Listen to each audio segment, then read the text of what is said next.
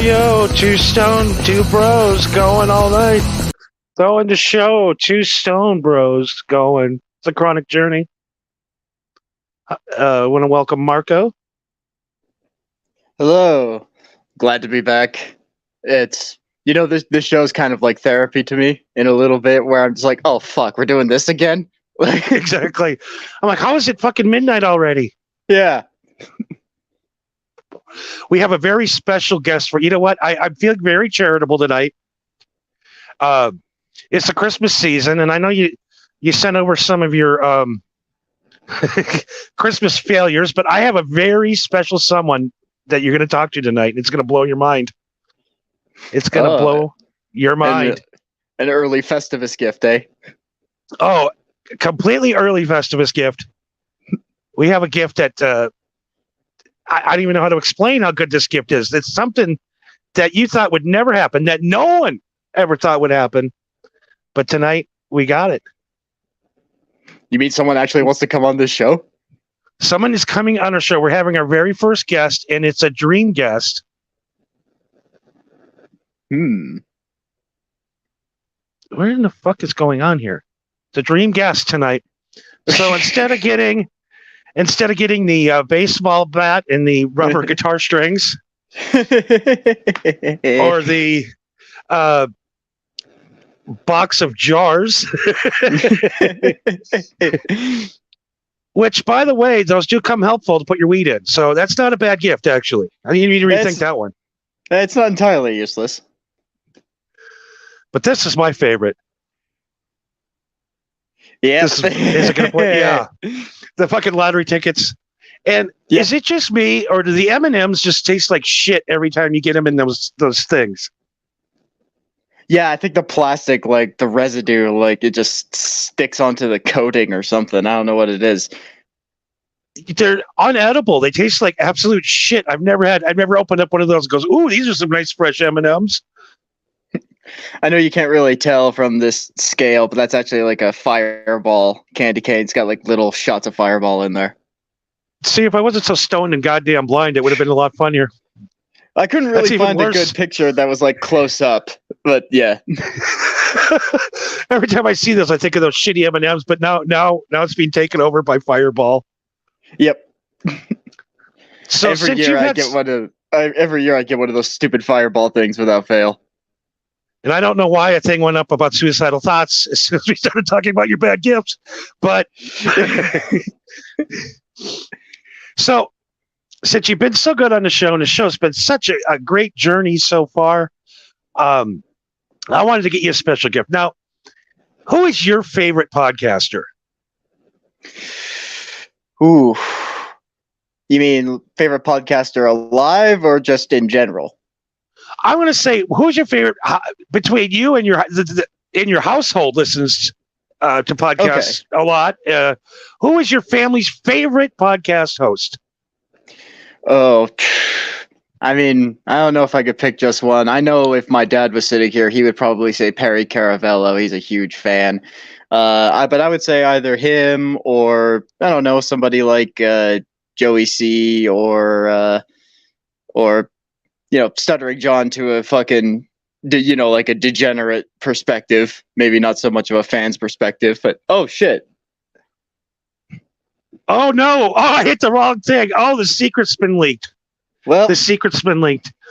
I'm going to bring on my buddy, everybody's buddy, my favorite.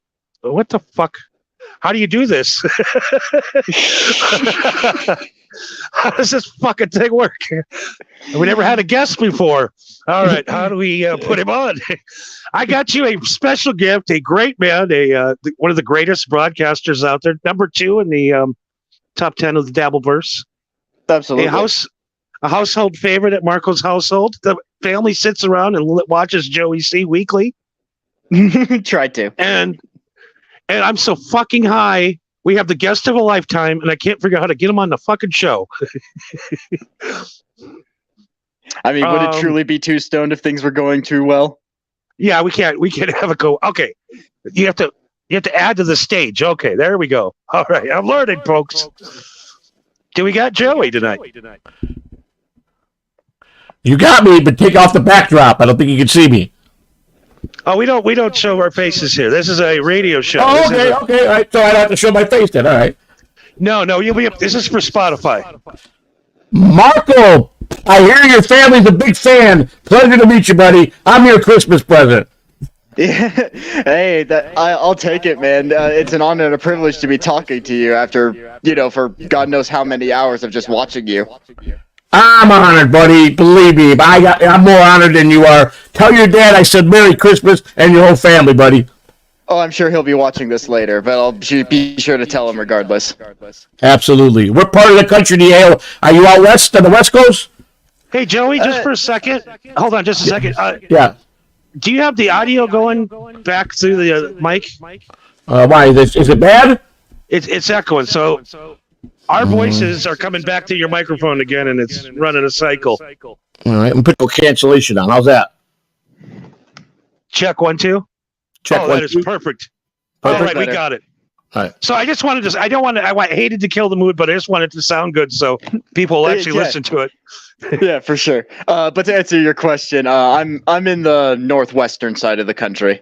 Oh, so I grew up in Northwest. I grew up in Chicago. So That's northeast. no, Chicago's Northwest.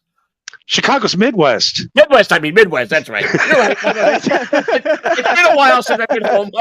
Midwest. That's right. You're Northwest. Okay, I got you. Yeah. Joe, you got to remember you're talking to the 2 stonest guys in America right now. So you got to talk slow around us. All right. What's going on? I had a great guest on tonight. I had Crazy Cabby on tonight. Oh, Oh, crazy yeah. cat. Oh, wow. How is he doing, by the way? Is he out of the chair yet? No, he just got out of the hospital. He was really ill the last couple of weeks. I think it's more he's very depressed. Being paralyzed and the type of lifestyle he led. Mhm. And and he moved to North Carolina, so he don't see none of his old friends. He I see it's more depression. And me and him became pretty good friends. And as soon as I text him today, he was like, I'll be on, buddy. He tried to make my birthday bash, but he got sick and he was still in the hospital. But he got a new phone today, and he lasted about an hour. He was falling asleep on the stream. He says, I got to go, buddy. He was ready to check out. And so I told him I'll give him a call tomorrow. But great guest. He gave some very good information today, though. And, so what exactly is wrong with him? he got some kind of rare disease. I don't know the name. I forgot the name of it. That made him paralyzed. It's like an ALS kind of thing? Something like that. Yeah, something neurological. Yes. Oh, like MS or yeah, something like that. And he also has man. cirrhosis. He announced tonight he's got cirrhosis of the liver real bad. Ugh.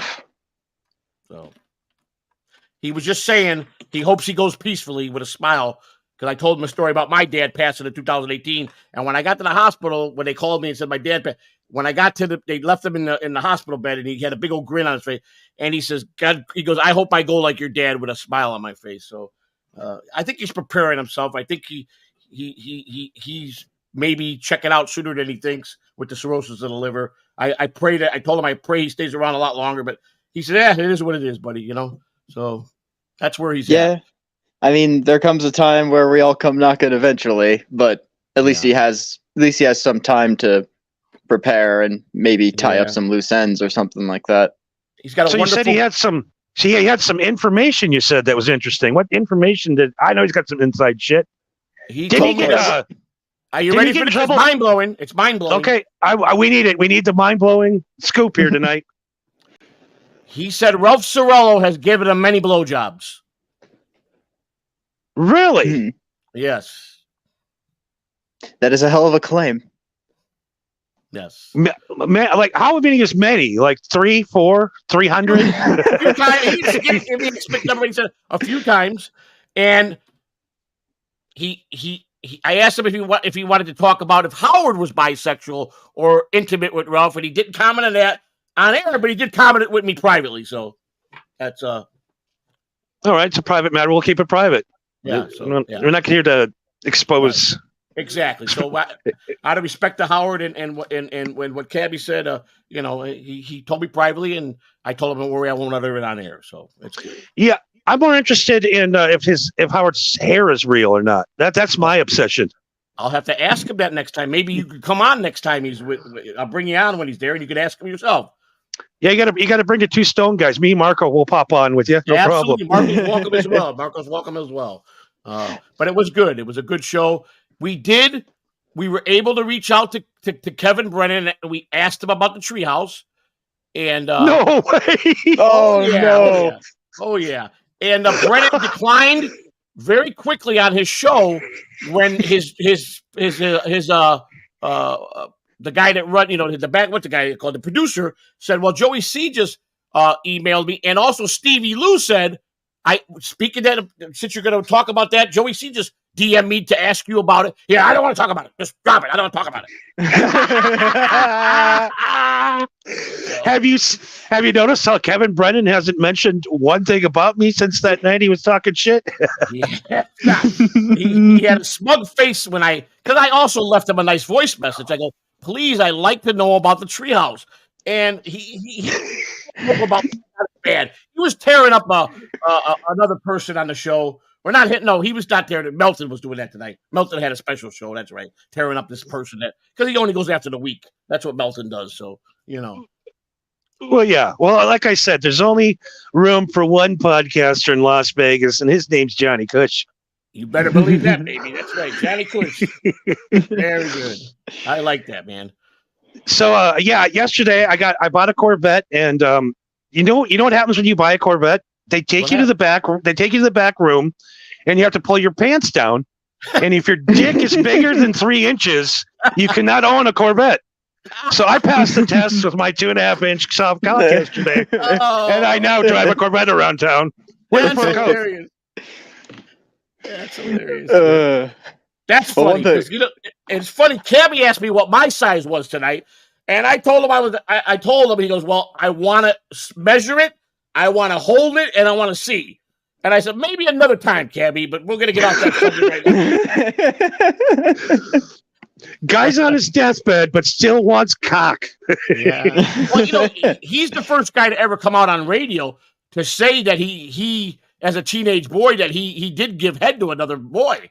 He told me he was the first person to ever utter that on the radio. That's something to be proud of. That's something that's something to be proud of. Well, he's pretty proud of it, though. Yeah, well, if he's not ashamed of it, then yeah, I guess that's good for it. Good for him, I guess. Yeah, first it was him, and then it was Jim Norton with the Monster Rain. Yep. Yeah. They were. Someone was talking about Jim Norton today and how beautiful his bride is, but you can tell by the hands and feet that it's really a male. That's the only giveaway, I guess. Otherwise, you can't tell. That's what someone was saying today on a podcast. He ordered her online. It's a mail order transsexual bride. Really? From America or from another country? No, she's from like Norway or Finland or one of those. Oh, I didn't know that. Well, kudos to him, man. Whatever floats his boat, man. Go for it. I just think that's kind of sad that you have to buy a wife. I mean, you're a top broadcaster in America. You're making millions of dollars, and you still have to send away for a bride. You can't find one up the street. That's because money don't make you happy. It makes you a lonely man. It might not make you happy, but it can buy you a transsexual wife. It can buy you anything, but you don't mean you're going to be happy.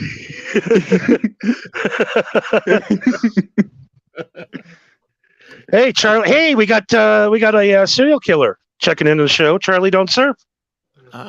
Charles Manson. I think he's been in my chat room before. I think he has. I recognize the name.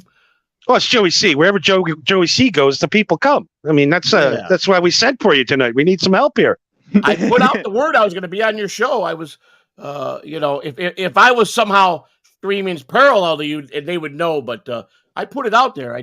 Matter of fact, I'm going to put it on my Twitter page. Come see Joey C on Merrill. I think I even did do that earlier. I'm pretty sure I did. Oh yeah, absolutely. No, we actually have people in the chat room for the first time ever, except for that one chick we had that we grossed out and she's never came back. Never came back. Yeah. You got to have a thick skin if you're going to do this type of work, or you're going to go in the chat room and you got to have thick skin. So no doubt about that. So tell me a little bit about yourself, Marco. I was when Johnny told me about your dad, I was just so intrigued, and it feels good to have actual people that enjoy it versus the people that want to just come on and try to get into my head and troll me. You know what I'm saying? Yeah. Me and my dad both kind of have the same idea, which is that we're just here to watch. We don't want to be a part of the show. We don't want to just text stupid shit in the chat on the hopes that maybe we get a chuckle out of you. It's just like if something funny happens, then something funny happens. I don't have to be a part of the goddamn show. I love it, man. Yeah. But then, I'm doing something like this where if I want to be funny or I want to try to do something interesting, then I do this every Tuesday. I don't need to go try to shoehorn myself into other people's shit, Yeah, that's good. That's good attitude. I like that attitude, man. That's a good attitude. Your dad raised you right, buddy. I'll say that. He raised you right. Well, he wasn't the perfect dad, but he's the perfect dad for me, Well, that's all that counts, buddy. That's all that counts. Yeah. And if you think you have secrets, Marco's got a secret that's been held for over 100 years. And the family, I assume, because he's not obviously 100 years old, but no, he knows. This man knows This man knows the herbs and spices. Really? Well, how old are you, Marco? In your 30s? Let's say I'm under 30.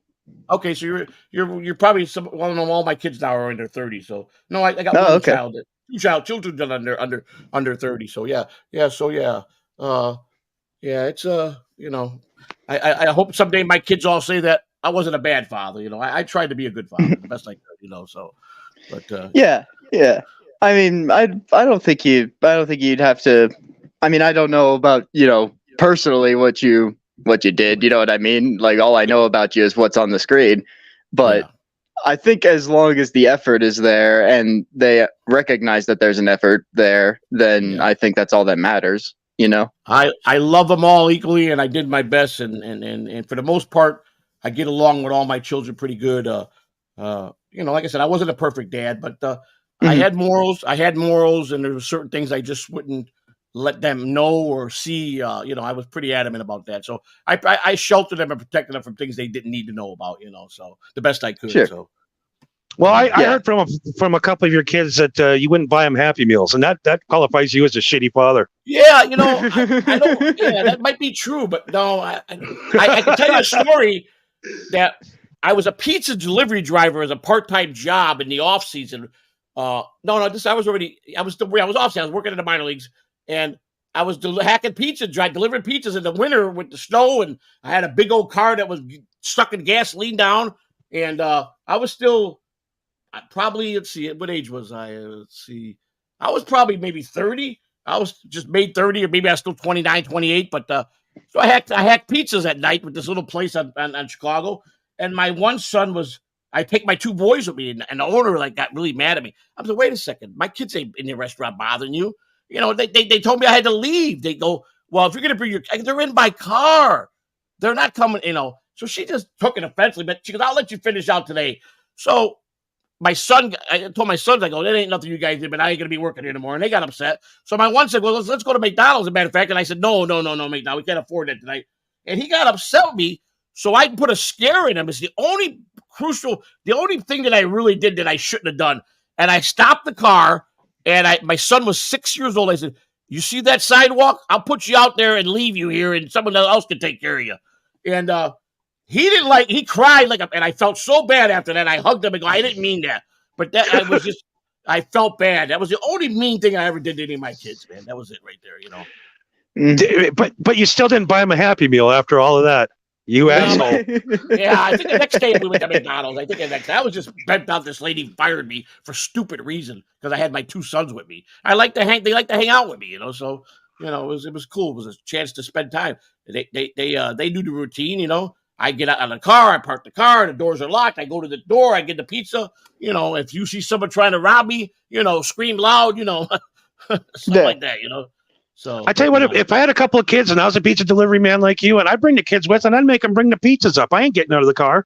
Exactly. I done that when they were like teenagers. They went on with me to work at the ballpark, and a ball player came up to me one day. He came in my office. I don't approve the way you talk to these kids and yelling at them about that. I go, well, that's just too bad. He goes, I'm going to report you to the front office. I go right ahead. He came down with his head between his. He goes, oh, they told me that all these kids working in there are your sons. I shouldn't interfere. My bad.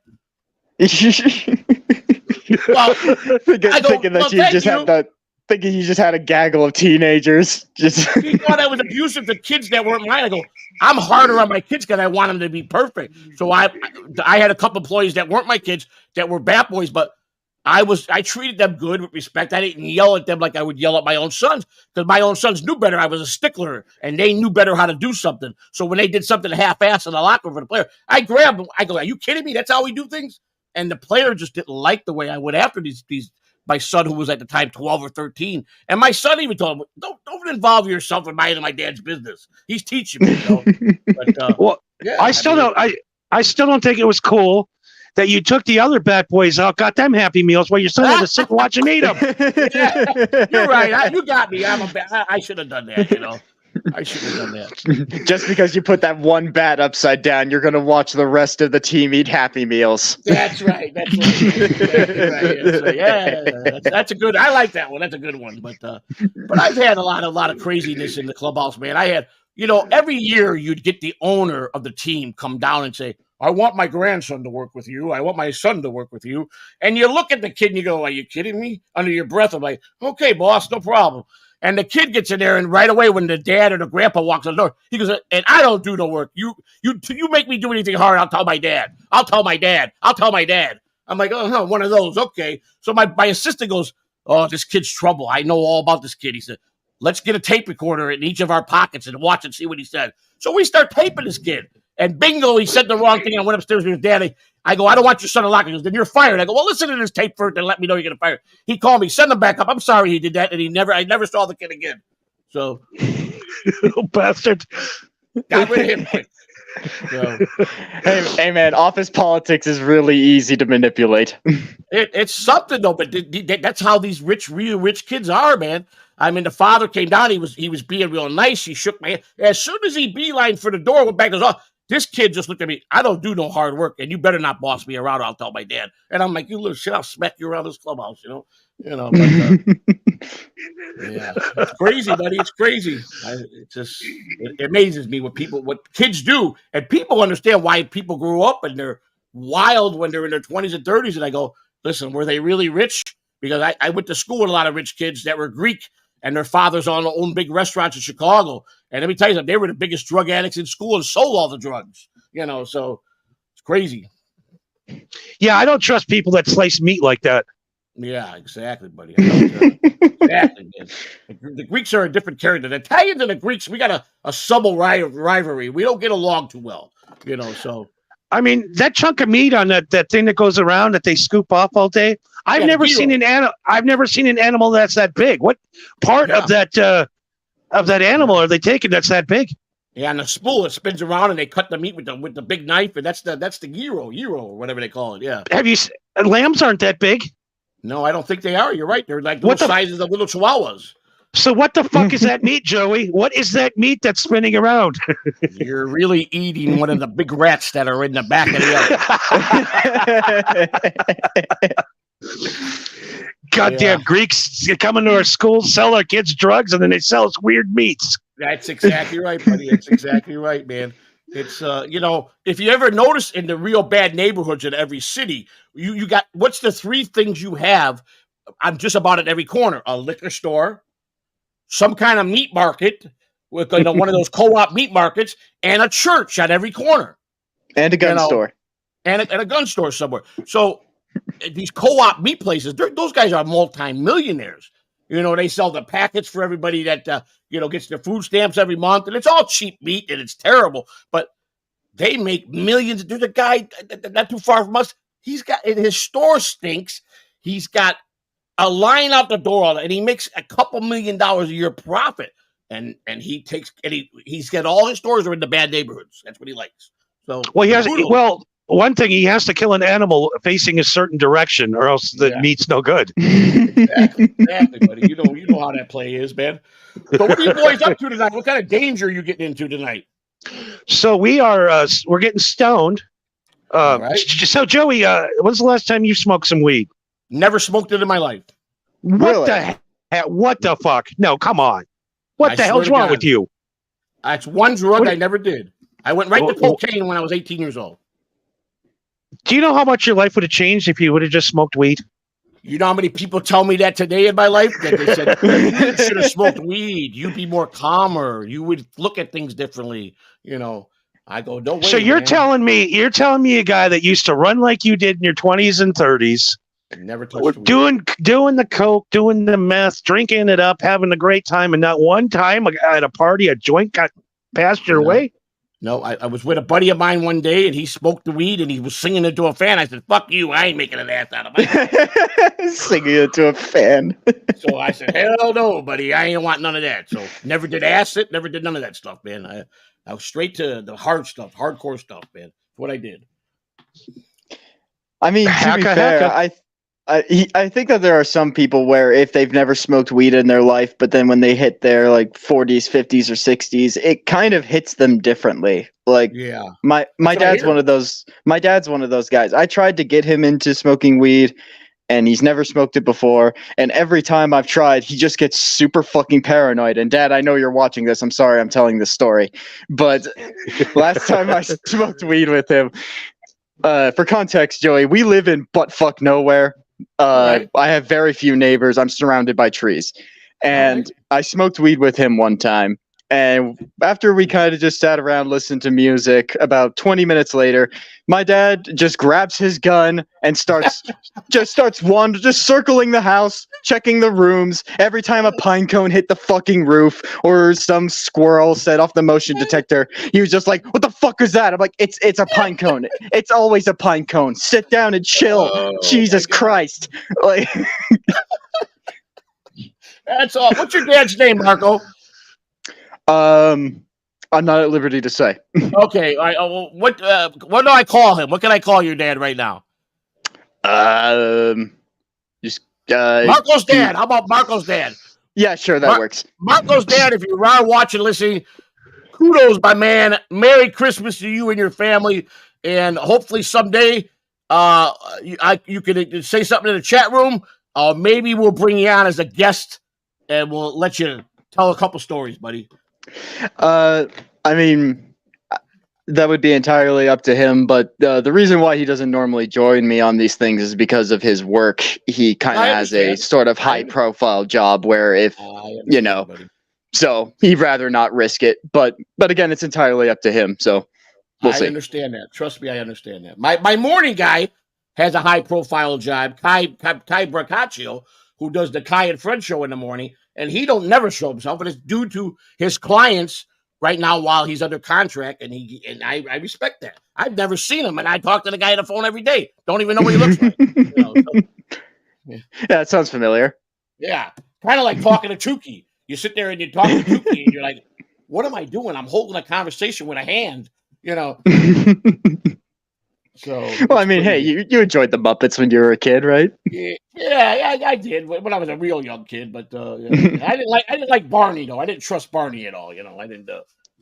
Barney was not part of my household. So. Yeah, I don't have any recollection of this, but apparently when I was really little, I loved Barney, and it drove everyone in my house crazy. Yeah, well, that's okay.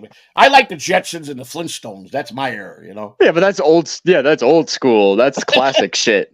That's right. Well, I'm 58, son. I'm I got 13 grandkids. I'm an old man, 13 grandkids. Yes, sir. 13. Jesus, Joey. Yeah. Jesus, spreading that seed. That Joey seed's going to last forever. I'll tell you a funny story. It's a history. My grandfather was named Joseph Samuel Catalano Sr. My dad's Joseph Samuel Catalano Jr. I'm Joseph Samuel Catalano III. My son's Joseph Samuel Catalano IV. And my grandson's Joseph Samuel Catalano V. Damn. Yeah. Got a whole fucking hierarchy going on. Yeah, but Dad and Grandpa are both gone now. I don't know. Does that mean I take the senior role? I guess that's how it works, but I never do. I still say the third, but that was Grandpa's job. But I guess that's how it works. I technically go up to senior, my son goes up to junior, and my grandson goes to the third. I think that's how it works, but we stay as a third, fourth, and fifth. So that's what. Well, that sounds cooler. Yeah. It's. Well, my son called me because I'm not naming my son after. I know how bad you want it. He was mad at me at the time. He goes, "I'm not naming my son Joey Samuel Catalano before you go fifth." He goes, "You'll never get me to do it." I said, "Okay, no problem." So a week before the baby was born, my sister goes, "It's all taken care of."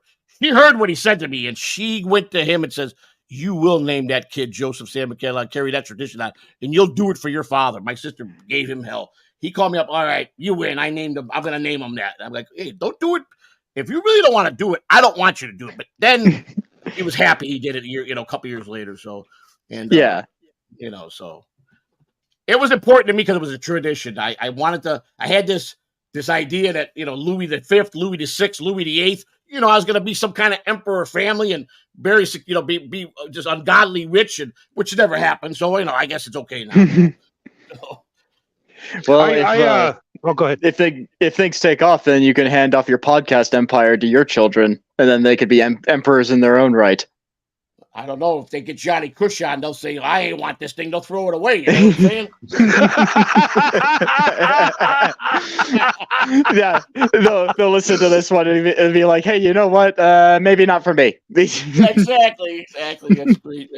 Johnny, we love you, I'm officially afraid of a person in our chat room. I've had nightmares about this kind of individual for my whole life, and these guys still scare me to this day. And his name is Leather Daddy Cap. Those leather gays scare me. So when Charles Manson showed up, that didn't scare you. Charles Manson's fine, but the Leather Daddy Cap, that was bad. That's bad. Leather Daddy Cap. Who did you expect to be up this late on a Tuesday night? Well, Leather Daddy Cap, apparently. Yeah. He's on the prowl. He's looking for clients. Did we lose Joey? I think we did. Yeah, we did. Okay, we're bringing him back here. Sorry, Joey. I got kicked out somehow. I don't know what happened. It's like the algorithm knew. It's like, get out of here while you still can, Joey. Exactly. I'm like, what the hell happened? I can't hear him no more. Oh, so who were you afraid of? That's the last thing I heard of. Oh, leather daddy cap. Oh, I don't know that, but Ross Dog Broken is a regular of ours at the Kai show. Ingrid comes in our show. Chingley, I've never seen in my show, but Charlie Don't Surf, I believe, has been in my show. But two of my regulars are here, so for sure. Well, hey, What's thanks going for on? checking out the show, guys. Thank you, guys. Yeah, I wish they all. I put it up. I posted it. So I guess I just got done streaming with Cabby at about 10:30. I did an hour show with him, and it was a pretty good turnout, and I was happy. And then it went well today. I can't get out of my head what you said to me last night. And I said, you know what, Johnny Cush is right. I said, you know what, I don't need this shit. I'm going to find me an AM radio station. I'm going to go do some real broadcasting.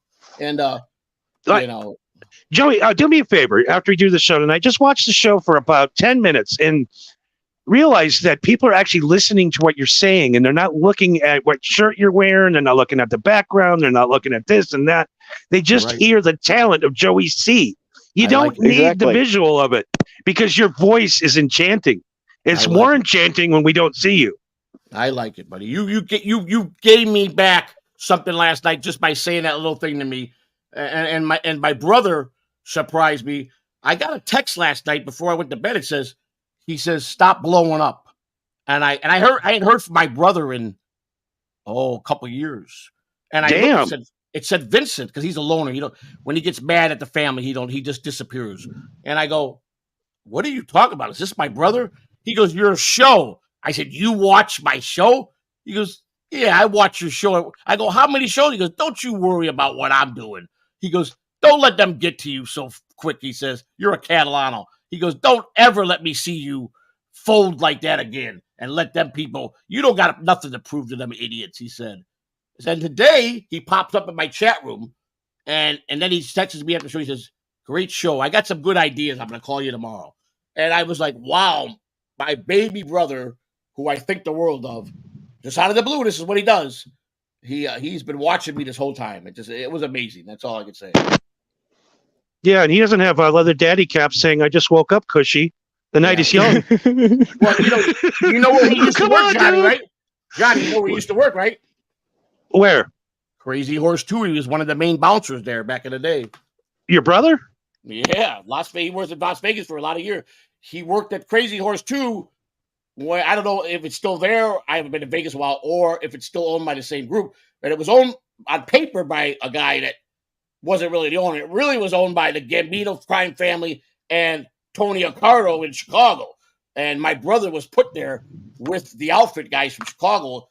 That was one of their guys they sent out there. He got in trouble at the Crazy Horse 2 in Chicago. There was a guy in there one night he was a guy that kept roping on the women really bad. And my brother gave him one warning. He says, "Don't make me give you two." And the guy says, so the guy got real drunk and did it again. My brother goes, "That's it." Grabbed him by the back of his head, beat the shit out, put him in a dumpster out in the alley. The next day, the FBI showed up wanting the surveillance tapes. The surveillance tapes were gone, and my brother was shipped to Las Vegas to the Crazy Horse out there. That's a true story. Did he get a lot of blowjobs from them whores back in the day? His only time he was married, he married one of the headliners, and it lasted 6 months. My brother's never done drugs. He didn't drink. And he called me up. He goes, "I hear you're going to be out west." He goes, "Do you mind coming to my house? I want you to meet my wife." He goes, "I got a special request." I go, "What?" He goes, "Can you tell me if she's on drugs?" I go, "What are you asking me for?" He goes, "Well, you do drugs. I don't know about that stuff." So we're sitting down at dinner. She made 13 trips to the bathroom in a half an hour and coming back sniffing. I go, "Yeah, she's definitely on drugs." So did he not notice the long pinky nail? He was that green in that department. He didn't like drug addicts. He didn't study drug addicts, but he knew that I dabbled with that. And he goes, "What do you think she's on?" I go, "Well, out here, probably meth, but it could be cocaine." And it was meth. And it wound up lasting 6 months. He found out that the whole time he was married to her, when they got married, she moved into his place. And she told him she got rid of her apartment. She kept that apartment, was paying the rent with my brother's money, and keeping her ex in the other apartment. Yeah, those strippers are bad news. I had a stripper one time that said she wanted to move her brother in. Yeah, I didn't know it was her boyfriend. I'd go to work, and her and her boyfriend would bang all day. I come home, and it's just brother and sister as usual. And you see how that's you know how common that is. Do you know how many women pull that card out? I've heard that many a time. This is my brother. This is my cousin. It's really their fucking guy that's pulling it. It's a common thing. Unfortunately, it is. No, you have two guys in your life. You have the guys that get the good pussy, and you got the other guys that pay for everything. That's right. You're lying, man. And like you said, like you're young, you're cruising, you're single, and you're living life large. But you know how you explained to me and my wife last night how the dating scene is today, and the internet has ruined everything. Nothing's sacred. It has. That's for sure. Yeah, honestly. It's nothing sacred. I mean, I would be scared even if I was single and I met a girl in church, I would still question it. Is this all a front? Or am I going to get married and she's going to become some wild freak that, it wants to bone everybody else? You know what I'm saying? You never know today, man. Well, do you know how hard it is to lure a woman into the cabin into the woods? These young girls today, they're different. They got no respect. They grew up fast. They got a lot of daddy issues, or their daddy's not around, their moms are not around, their moms are in prison, and they go the wrong route, and they think they know everything, but they don't protect themselves. They just put themselves out there like trash, and that's a big turnoff. And I even told my son, I can't tell you what to do. You're grown men, but I would be very selective in today's world with the women that are out there. That's all I'm saying. So not Marco. Marco likes some loose women. Well, it's fine. We all were young at one time. That's fine. But Marco, don't you question the dating scene at some point in your life? I mean, absolutely, yeah, yeah. I'm kind of just at a point in my life right now where I need to focus on making some money and saving it more than actually trying to get laid. Money comes first, then I can worry about getting pussy. Smart man. And then you go to a car dealership and you buy a little green car and you put around Las Vegas. And then you get the Corvette you bring out on the weekend. See, yeah, but not until I deck it out with decals and wraps for a podcast that only 20 people listen to at most. I saw that car, Johnny. I saw that picture. That's a pretty small car, buddy. It is. It's a clown car. It is so horrific. I was driving it today, and people were laughing at me. They were laughing. They were pointing and laughing. I love it. It's great. Hey, as long as it gets people's attention, if you plan to use it as your mobile advertising billboard, then I guess it works. Oh, really smart ass? A really smart ass. By the way, I put the 2 Stone logo on it today and drove around town. And look, what we have 4 people in our chat room. It's already working. It's already working, buddy. Oh man, I tell people every day. I retweet your stuff. I tell people every day about you. Go watch my man Johnny. I know he comes on late, but if I was to go on at 2 a.m, I would at least have 50 people right off the bat coming in, because they see me and I don't announce it. They come and they want to know if I'm explosive. What mood is Joey seeing? Is he going to be crazy tonight? Is he going to, and then I'll sit there and I'll just be humble and quiet. I did a whole show silent. I did sign language.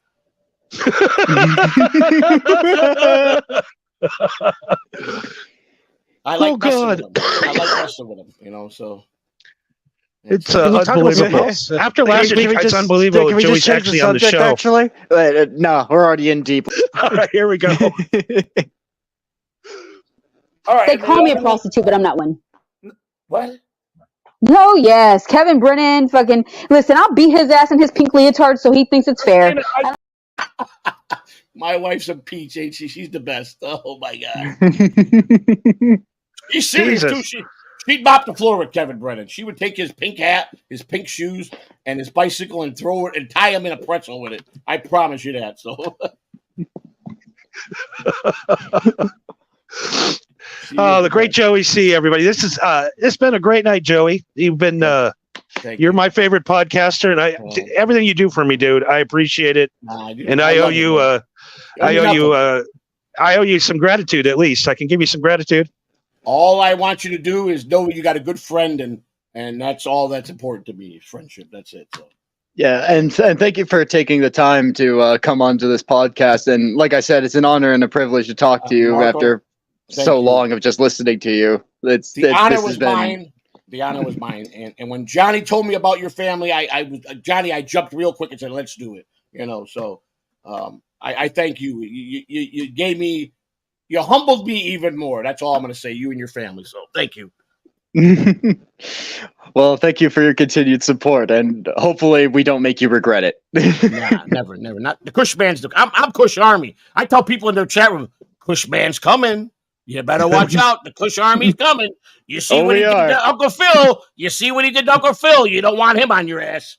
Yeah, we've ruined that guy. We ruined him. I mean, he went from being on Point Dabble Point to Shuley's show to all these shows to everybody going, no, we don't want nothing to do with you, bro. Stay away from us. Did you see that fucking karate display that he did on Shuley's show? It looked like fucking Steven Seagal. I heard he could really do that stuff. I don't know. I don't know if I want to be in a dark alley with Phil. He might get you. You know what I'm saying? You never know. Yeah, he'll attack you with his flashlight. He literally wrote a book on self-defense with a flashlight. He did. Step number 1, flash him in the eyes. I was going to say step 1, get a really heavy flashlight. Step 2, hit him in the head. There you go. There's my book, $20. I'll be on the BS show in the morning. Shuli just called me a little while ago. Apparently, Zen wrote a song about me, and we're going to all sing it. So that's what I'm going to be doing tomorrow. So very cool. We love the Joey C. He can blend in anywhere. He can even hang out with a couple of scoundrels like me. Well, I'm a scoundrel. Marco's a nice guy. You guys are both nice. Both nice, man. Both nice. And man, it's been a pleasure and an honor for you to be on our show tonight. No, I don't want to take up any more of your time. You've been a gentleman, and thank you. Thank you guys very much. When we started this show, we had no idea we'd be able to get quality guests like Mr. Joey C. But thank you, especially this early on. Thank you guys. Anytime, man. My pleasure. And next time I have Cabby on, I'll be giving you guys a link to come on. So you guys have a great night, man. Great night, man. Absolutely. Thank you. Promote everything you can need to promote. How do we get a hold of Joey C? What's the show? Everything. You all guys that know it. Catalano TV, YouTube, at Joey C 1421 on YouTube. Most people can DM me. I answer all comments. I just try to interact with the chat room as much as I can. Now you're getting some of my people: Eggplant Frank, Ruth Ellis. You're getting some people. Hack Ride's here. All right, Hack Ride, my man. All right, so you're getting some. Hold on, have you got Hack Ride here? He's here. Come on, no way. I told him I was coming on your show just about right before I came on. Hack Ride's my main man. That guy and me, we're like brothers, man. That guy, he's my whole support system. Oh, yeah. Hey, Johnny, I know we said that we're going to keep the show to like 45 minutes, but if Hack Ride's in here and we got Joey C in here, we could probably stretch this out a little longer. Don't you think? Guys do what you want, man. Hack Ride, he'll come on probably one day. I don't know what his schedule is, but all you got to do is DM him. Hack Ride's pretty flexible. He's got a lot of work, but he's a nice guy. You should get him on as a guest. He would love it. So, fucking Hack Ride. Absolutely. Even after I had to apologize to him, but whoa, that was a rough one. Yeah. Don't worry. So Joey, very forgiving. Joey, what happened is somebody claiming to be Hack Ride was sending me the most horrific, nastiest, most disgusting shit, threatening my life. Just being the biggest piece of shit ever. And coming to find out, it wasn't the real Hack Ride. It was spelled HACKWRITE. That Hack Ride, right? Yep. Yeah, that's the fake Hack Ride. Hack Ride is the real deal, and he's a genuine man and a very good-hearted man, and he likes to help people. And this is what he told me. I don't ever want, if you ever make it big, you don't have to worry about giving me anything. The only thing I want from you is teach somebody under you coming up what I'm teaching you. That's all I expect out of you.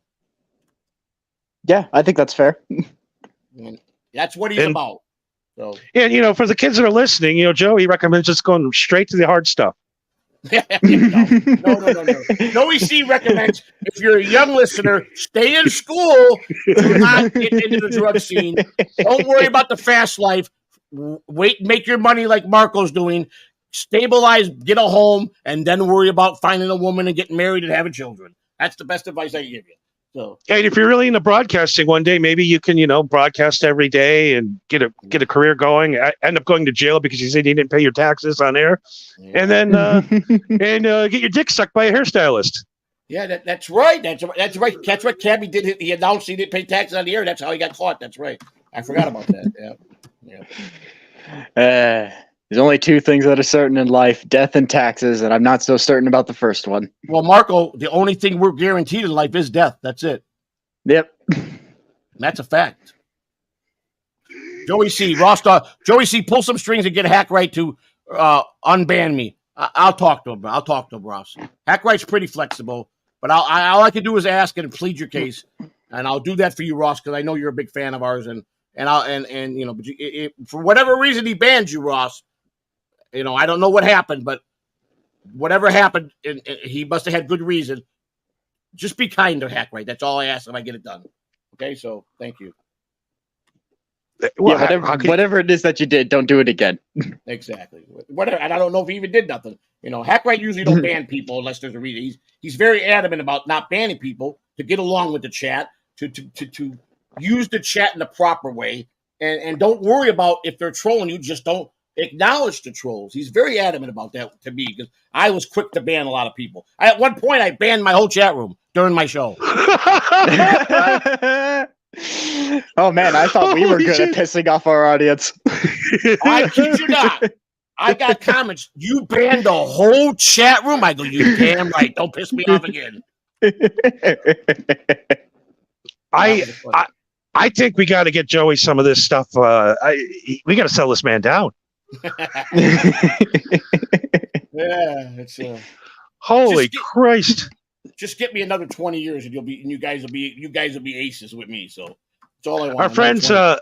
Our friends over at Happy Trees, they said we'd be more than willing to help Joey out with his anger. We have some edibles, some Flintstone and Jetson chewables.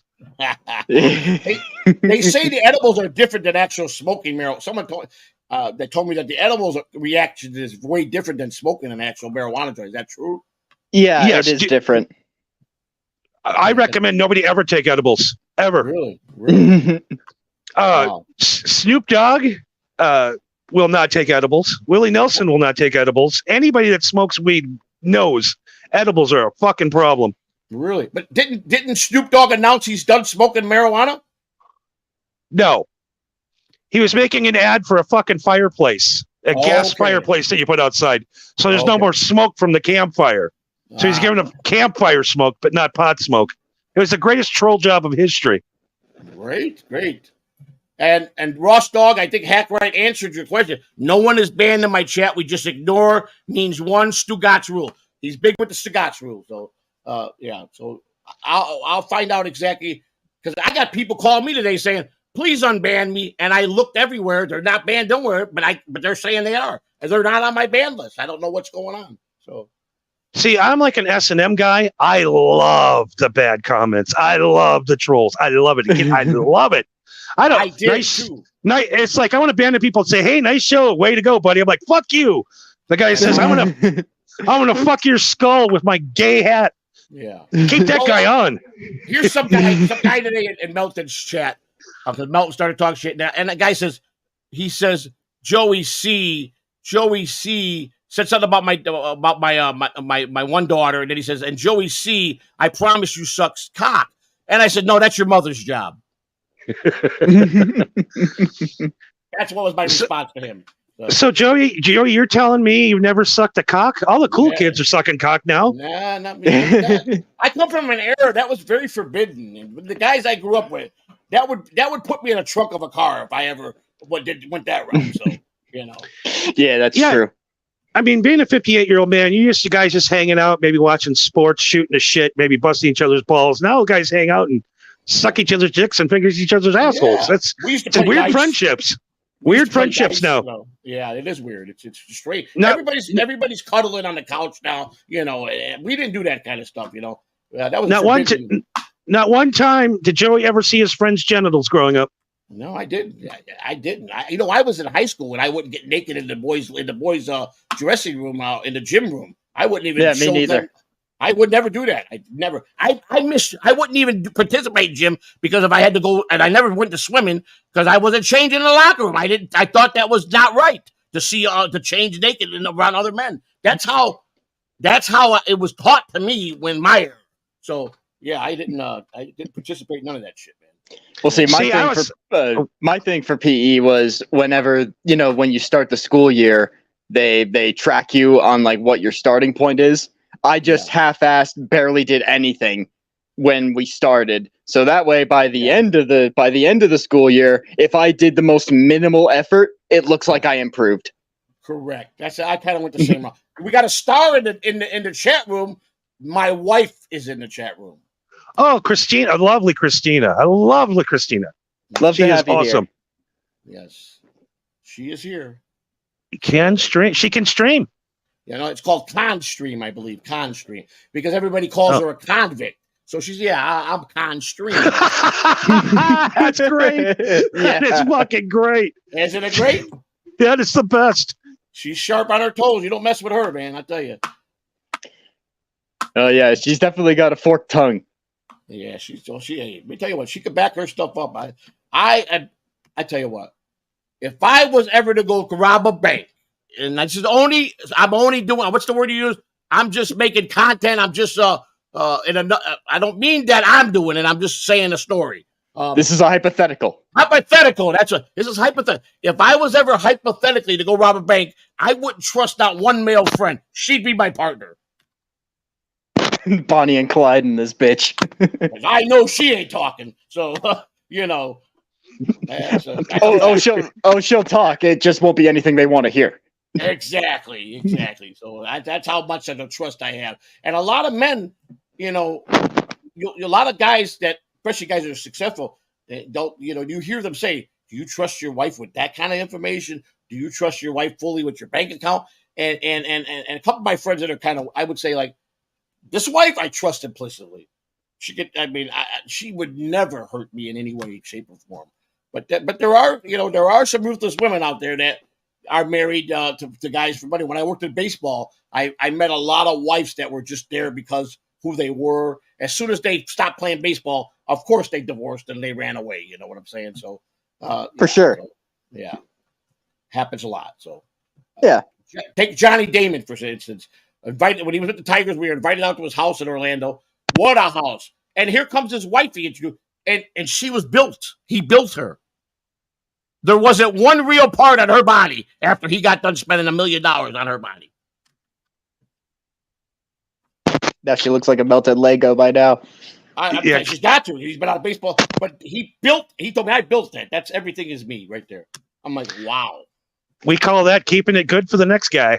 I guess so. That's a lot of money to invest in.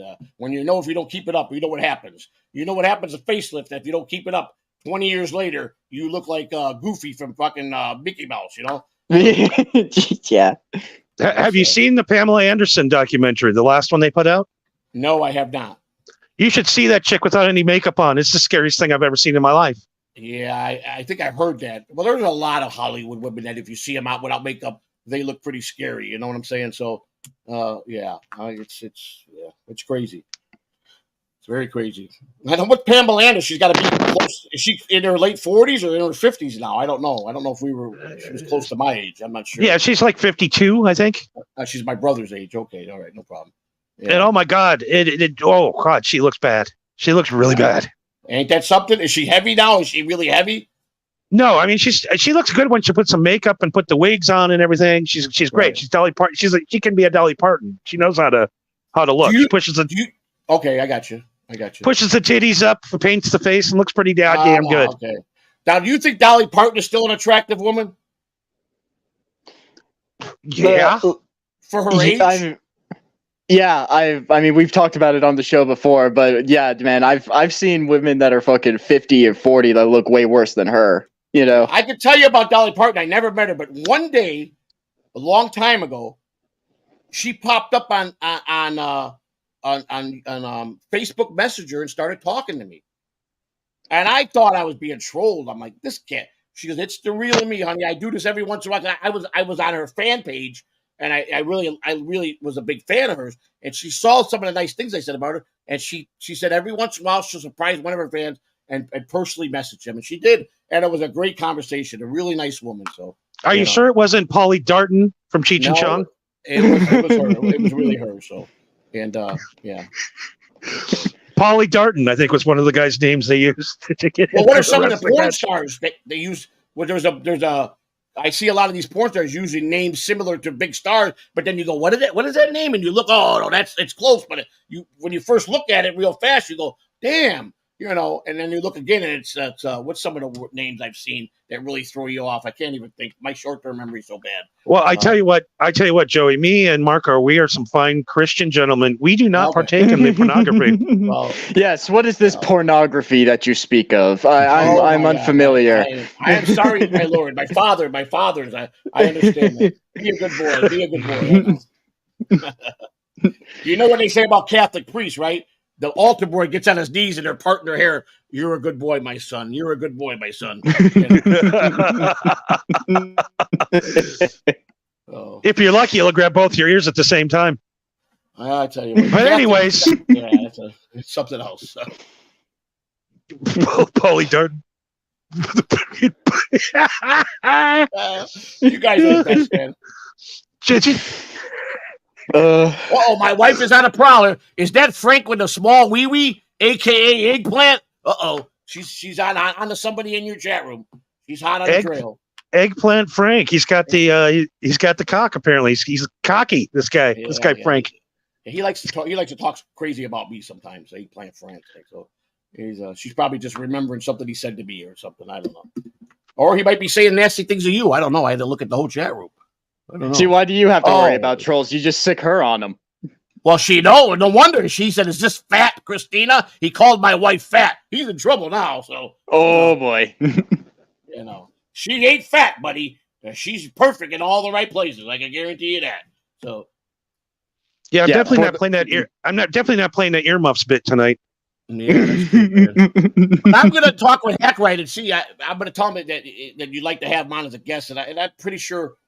Like I said, he is very busy with a lot of shows, but Hackwright always finds the time to help people out. He's that type of guy, man. He's just a great guy. So, no, like I said, I thought I had problems with him, and I never did. And we patched it up. So I love that guy. He's fucking hilarious. He is. He's great. He's smart, man.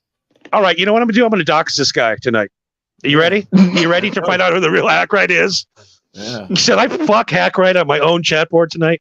Because I think he left. You heard what happened, right?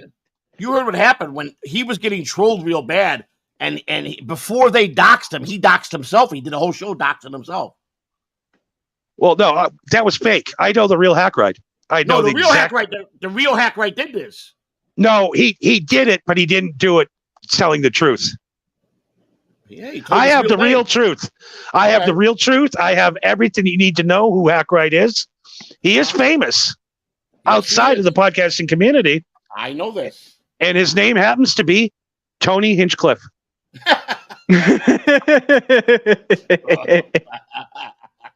Look at the build. Look at the mannerisms. It's Tony fucking Hinchcliffe working out his material for Kill Tony on Mondays. If he's Tony Hinchcliffe, then you are the singer for Puddle of Mud. That's funny. I'm sure he enjoyed that. I got him sweating for a minute there. Yeah. He's like, "Oh shit, he really knows." Yeah, I was gonna say we just talked about having him on the show, and he was like, "You know what? I'm gonna dox him." That's too funny. Too funny. See, what I like to do is I do have information on guys, but I like to let a little information out that I know who they are and everything. But I would never tell anybody who the fuck these guys are. Yeah, I know. I have respect for the art form. Yeah, I know you do. I like I said, you keep it real, and you're right. Regular radio. You know, I used to do Blog Talk Radio. I had a radio show on Blog Talk Radio, and I enjoyed it. I still do. I enjoyed it. I still have one on there, Marijuana Happy Hour, Blog Talk Radio. Really? I Absolutely. did it for about 2 years. I did a lot of shows, and I had baseball players on as guests. I did a lot of Joey. If you were on Blog Talk Radio from 2008 to 2016, we have talked before. I know we talked before. I didn't go on there to 2018, I think it was, and I was on for about 2 years. Okay, that's when I was off. So, all right, we missed each other. Yeah, we missed each other. Yeah, but, I enjoyed it. I had a lot of problems at times with their system, with the phone calls, people calling in, and then they were nice about it. They credit me a couple months, but then I don't know what happened. I just lost interest because I was really calling into the Howard Stern show back in those days a lot. And then when I got my big fight with Ronnie Munn, when he called the police on me and had the New York Police Department call my home. What? Hold on. Hold the phone here. Hold the phone. Yeah. What the fuck did you do to Ronnie? He had to call the cops on you. Ronnie and I would talk every day on Twitter. And apparently a fake Ronnie Munn went on Facebook as Ronnie Munn telling me he would come on my show. I waited all night on Block Talk Radio. He never showed up.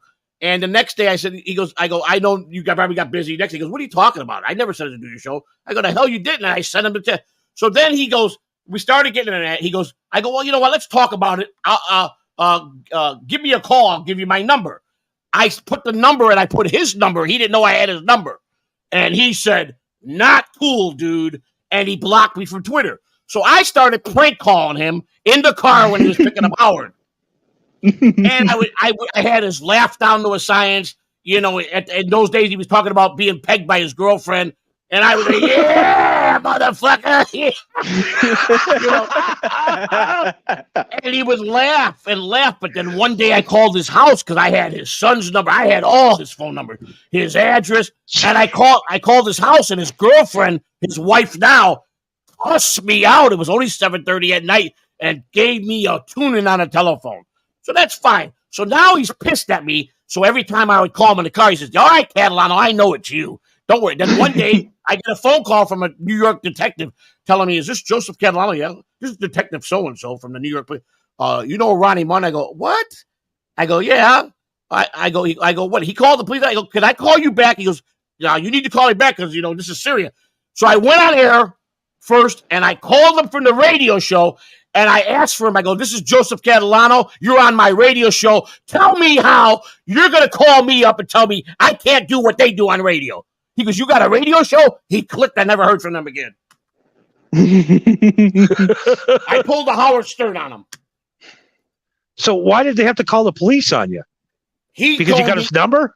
Because you were stalking? I kept, he tried to get me saying I was stalking him, but the prick was laughing every time I called him, So then I had my wife call him. She started calling him and telling him she was this big production company and wanted to put him in a movie. And he was falling for it. And that was the episode. I was destroyed on Howard Stern. The phone people they would put me in the queue all morning, never let me get into Howard. One day I accidentally, Howard go, Joe, you're on the air. And Gary Delba, no. Howard goes, I'm sorry, I can't talk to you. And he hung up on me. Damn. Yeah. So how many times were you on Howard Stern before that? One time I made it out of 20 years of calling in. February 6, 2019, I had 4 minutes, 58 seconds with Howard and Robin, and it was the greatest. And Howard and I got along so good. I thought it was because if you don't get him on board in the first 5 seconds, he hangs up on you. So I caught his interest. They said the best way, and I read all the bits of how to get Howard intrigued, and it was perfect. We were laughing, Robin and I. 4 minutes, and he almost hung up on me. He kept saying, "Hey now," and I go, and he goes, "Hello," and I go, "Hey now." He goes, "That's better," he said. I didn't know he was talking because he had another guy on the line that he left on the line. This guy kept saying some weird shit to him. And then we hit it off. And I said, all right, I'm in. I'm finally getting in. And then that's how I got to know Shuley. I kept writing Shuley every day with bits. And Shuley never answered me. He just big leagued me every time. So when Shuley became a podcaster, I started stalking Shuley. I got his phone number, called him. And he and I fought for 3 months over that. So, and now we're best friends. So, it's funny. A guy was fucking being mean to me and didn't like me, and now he kisses my ass daily. You know what I'm saying? It's funny, that tends to happen with guy friends, where at one point you're beating each other up and just pounding each other into the pavement, and then once the dust settles, you just hug it out, and then you're friends again. He's been my biggest supporter, I got to tell you. And Stutter and John I consider a dear friend. A lot of people don't like me when I talk with John. But John is off the air is just a remarkable person. I know people comes off as self-centered. I know he comes off as always into himself. But Stutter and John is a good-hearted guy, man. He really is. He'll tell you. I know. I'm sometimes about the best friend, but I joke about. He goes, grow some balls. I was just busting your balls on the air, And I go, John, it's how you did it, And I've had many falling outs with him. But you know what? He always talks. I'm blocking Joey C. I'm done with him. But he never does. He picks up the phone the next day. What's up, buddy? You want to come on today? And he said it the other day.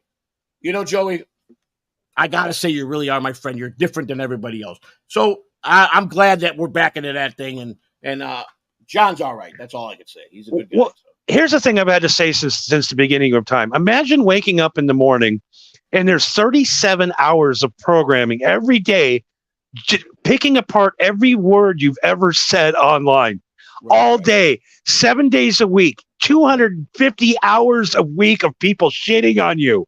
Right. Now, can any human being put up with that? I said that today. Could you? I said Marco, could you handle it? I mean, I feel like I would have fun with it for a while, but then eventually it would just it would get tiring eventually. Where like there's nothing you could do. Everything that you do, people are gonna laugh at you. You're a clown no matter what you say. Right. Here's what I said yesterday. I said I finally understood how Stuttering John truly feels. But at the same time, when John gets upset about them talking about certain things about his family, I agree with that, but John talks more about them than anybody. And like I was told by a lot of people, if you inject it into the internet and make it public, it's all fair game, which I agree. But in John's defense, I think they really go over it. But do you know why Shuli did this show? Do you know the real reason? I believe it was because John went after him because of some offhanded thing that Shuli said on his show, like long before he was doing the Uncle Rico show when it was just his podcast. No, he tried to get Shuli fired right as he got married. He was having a baby. He was threatened by Shuli on the Stern show. Damn. And Shuli waited all these years to get back at him. Well, that's like Jerry Seinfeld buying that house above Mitzi Shore's house so he could drive down every day and say, I'm richer than you. Yeah. I know he's your friend and everything, but I mean, that's a little petty. But that's some people, he was a young father, just got married. I understand it, but I agree. You wait this long, you might as well forget about it. You know what I'm saying? But I mean, I got a guy that named Jay that was my arch nemesis growing up, and I'm not waiting 20 years to do a podcast about him. Right. Well, that's my thinking, and you're thinking. I think after 20 years, you got to just. But it worked. He became. No matter what Brennan says about Shuli, he's got 4,500 paid YouTube subscribers.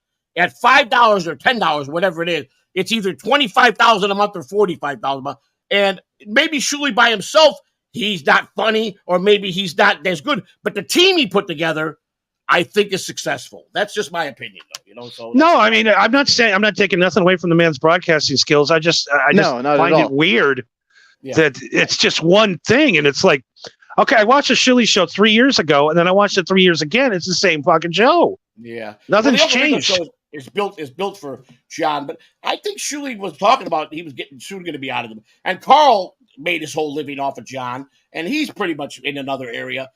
And John even said, well, Carl don't talk so much when I was on the show. Joey, Carl don't talk that much about it, which Carl really don't, unless John pops off at him. But I understand. What do you mean? No, he's doing emergency. Carl is documenting every breath of Stuttering John, doing emergency episodes. And but he's obsessed. Every day. But he was obsessed. But yeah, I saw the emergency podcast, but he ain't doing it like every single day anymore like he used to. He does other shows now. And Carl and I, we became, I got a lot of respect for him as far as he knows how to talk on the air. His other shows are funny. But I understand John. But John came to me like a man and says, I know you're friends with the guys that don't like me, but I know they pay you, and I will never interfere with that. You have my blessing. Just don't ever trash me. And I said, John, do I trash you when people send you emails every day saying I trash you, and you go back like you know what? I'm going to say this on air. Joey C never really trashed me. He don't, like everybody claims I do. And I said, John, when I'm on the show and they're talking about, they turn to me. I say, listen, I don't want to answer no Stuttering John question. I'm not going to trash John, just like I'm not going to trash Shuli when John tries to get me to trash Shuli. I stay neutral. Well, the one thing I've noticed about Stuttering John, he's basically become the clown in the dunk take. And people every day go on and they pay him money to get the 3 balls to throw it at him. Right. And he talks shit at him and goes, ha, ha, ha, I took your money. Who's next? That's what he does. You can't blame the guy. If I could go online right now and people want to call me an asshole and give me $10 every time they do it. Let's suit up to super chats. Right? That's what John said. They can pay me to talk shit all they want. Look at what he did 8 months gone, and Brennan paid him $3,000 for a 2-hour interview. But that's in Brennan money. He gives you, I think he pays you in Cole's cash. No, he paid him in cash. John wouldn't come on here unless it was all in his bank. It was all before he streamed. So $3,000. $3,000. Now most of his rich donators put that money up. Brennan didn't go in his own bank account. That was done by guys like Borgo, Vaping Dago, David Chandler. Oh, David Chandler came on my show, on my chat room for the first time 2 nights ago. I've heard all kinds of stories about David Chandler, how he goes around to all these shows when they're monetized and gives them big money. He dropped $500 in my PayPal the other night. Why? Jeez. As a donation for my birthday, and that's what he does to anybody that's monetized. He gives Brennan, he gives Melton $1,500 to stream live naked in a whirlpool. Yeah, David Chandler's kind of royalty in the Dabbleverse. Royalty. He's the daddy bucks of the world. And he goes, Joey C, I've been watching you more than you think. And basically he said, I put some money into your PayPal. You need to accept it. And I went there and I saw $10. I go, thank you for the 10. He goes, I sent you a lot more than 10. So I went back and there 500 bones were there, man. And I was in tears. When I was thanking him, I had a tear come out of my eye because I don't expect that.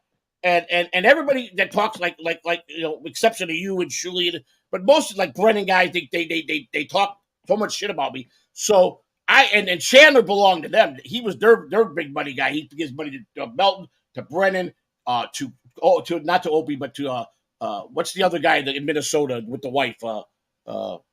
Steel Toe. Steel Toe. He's a big Steel Toe. And I never thought in a million years that I'm not monetized. Number one, I got denied twice, but I never thought in a million years I would have the privilege of these guys because I know Vaping Dago, I threw him out my first week on my stream because he was saying some crazy shit to me, and I was green, so I banned him. And then when I went to bed and woke up next morning, there was $100 on my Cash App from Vaping Dago saying, "Man, I'm sorry that you had to throw me out, but here's $100. Buy yourself a new microphone." I felt like a piece of shit, I throw this guy out, and he sends me money. So I never expected this. And Chandler, everybody says, well, when you get monetized, they'll make their rounds to you. I wasn't monetized. He goes, all he said was, I wish you were monetized. Well, if you really want to donate, I said, here's my PayPal. And sure enough, 5 minutes later, it's $500 donation. And I was just flattered as hell, man. It was an honor.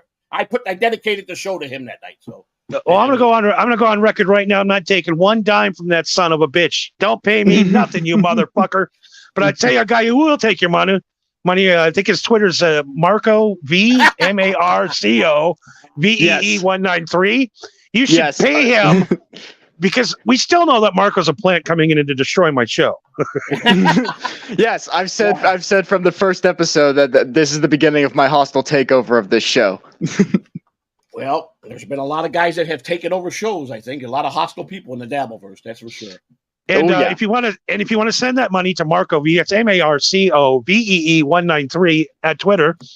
He will turn on me quicker than a dog that hasn't been fed in 3 days. Oh, that's great.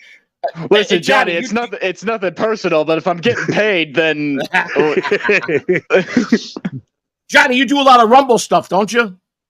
We just started doing the live Rumble. We're streaming right now on Rumble. Actually, we just started last week. Doing live streams. And you still go on YouTube? I know I saw you do a couple testing, but you're not a big YouTube guy, right? Well, we can't because I'm a naughty boy, and I say naughty things. I say words I'm not supposed to, and they. Right. I had a channel with 200-something thousand subscribers on it, and one day I woke up, and they just took it from me. They threw it in the garbage. I have no access to any of the videos no more, so I've been really careful. So. We do keep the Two Stone show. This is our only YouTube show that we do. Right. Because Marco is a professional and knows how to not say all them words. Well, Cabby came on my second time. He's been on 4 or 5 times. His second time, he dropped the N-word 6 times on my show. And we all were screaming, Cabby, no, wait! And I had to edit every one of them out, man, because the next day, I got emails from YouTube, and I'm not monetized, so they said, listen, we're going to give you an opportunity to fix this video. They didn't. They just gave me a warning. But he dropped, and he every time I told him, no, he kept doing it and laughing and doing it more. The next day, I guess his girlfriend explained to him that you can't do that. He called me up, apologized.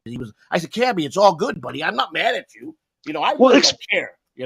Joey, explain this to me. How come you can't say it on your show, but I can throw in a Cardi B video right now and hear that word 16,000 times? Well, you can to a point. I think they still could get you if you're showing a video. I mean, you're supposed to show anything and supposed to talk over it, and you're supposed to critique it. You're not supposed to play music at all. Any music played on YouTube, you'll get a strike if you're monetized. If it's not your music. That's why Johnny has me here to make it for him.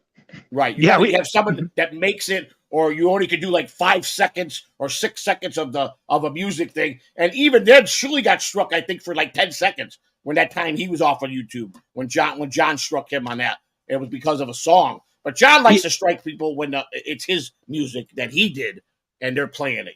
So this YouTube is worse than the FCC. I can't do it. I can't deal with them. They're no good. And I'm about 1 foot in and 1 foot out. And Johnny, I don't care. I didn't do this for money. I don't care. I'm not saying I'm not going to. If they're going to give it to me, I'm going to take it. But I don't care. I came on here to just tell stories about baseball, my younger years, my street days, my prison time, talk to other prisoners. I came on and got sucked into this Dabbleverse. Didn't even know where I was at. I woke up on this planet called Dabbleverse, and everybody goes, "Do you realize where you're at?" I'm saying, "What is a Dabbleverse? What is a troll? What is the?" And then who are these guys? I never watched comedians. I didn't know none of this. And then I stumbled onto Old Dear Melton, and from that day on, I got schooled real fast. But I learned fast because I'm a leader and I'm from the street. And then I said, you know what? I'm going to flip the script on Melton. Someone was kind enough to send me a little dirt on Melton. Said, "Merry Christmas, buddy, an early Christmas present. Don't let nobody know where you got this." And I went back at Melton with it, and I had him crying 3 times on the show. He was so pissed off, he stopped the show 3 different times. So. Well, you're doing the Lord's work. Exactly. He's only got about 6 or 8 months left. He'll be working at 7-Eleven. Chris will be driving to get the vet at 7-Eleven in Vegas, and he'll see Melton with the fucking green and red fucking smock on, and you can wave at him and say, "Hey, how's your 7-Eleven job working out?" And that's where he's headed. Yeah, I tell you what, if the monetization goes the way this has been going on this show, I'll be door dashing and picking up hot dogs to deliver to customers from him. Brother, I drove a taxi as a hack for 25 years in the off season. I had in my new little green car with my lettering on it. That's great. That my brother, besides working at the Crazy Horse in Vegas, he drove a taxi in Las Vegas, and that's good money. When the season's right in Las Vegas, those guys make $100,000 a year, man. So it's a good job. And the valet parking in Vegas used to be the best job in the world. That was the go-to people that got everybody drugs, that knew all the best spots. The valet parking was the most popular job in the 80s and 90s. I don't know if it still is in Las Vegas. That's a fact. Just touching rich people's cars and parking them, and then you just sit in the booth for an hour. That's easy money, man. They made big money. When I lived in Vegas, my neighbor, he said he made $180,000 a year as a valet parker just in tips. And they come home with, it's unbelievable. Just in tips and all the shit that you steal everybody's cars. You take all their change and their cigarettes and their weed and their drugs. Exactly. Yes, Mr. Cush, you could trust me with your brand new Corvette. Exactly. I remember going to the House of Blues and I had an 8-ball in my fucking glove box, and they valeted it, and I come out, my fucking cocaine's gone. What do you do? What do you do? You go to management? Hey, I think the valet guy's got my cocaine. Yeah, you're stuck. You can't go to the cops because then you get arrested for admitting you got cocaine. Yeah, they got you. They were smart. They knew what they were doing, man. It's great, man.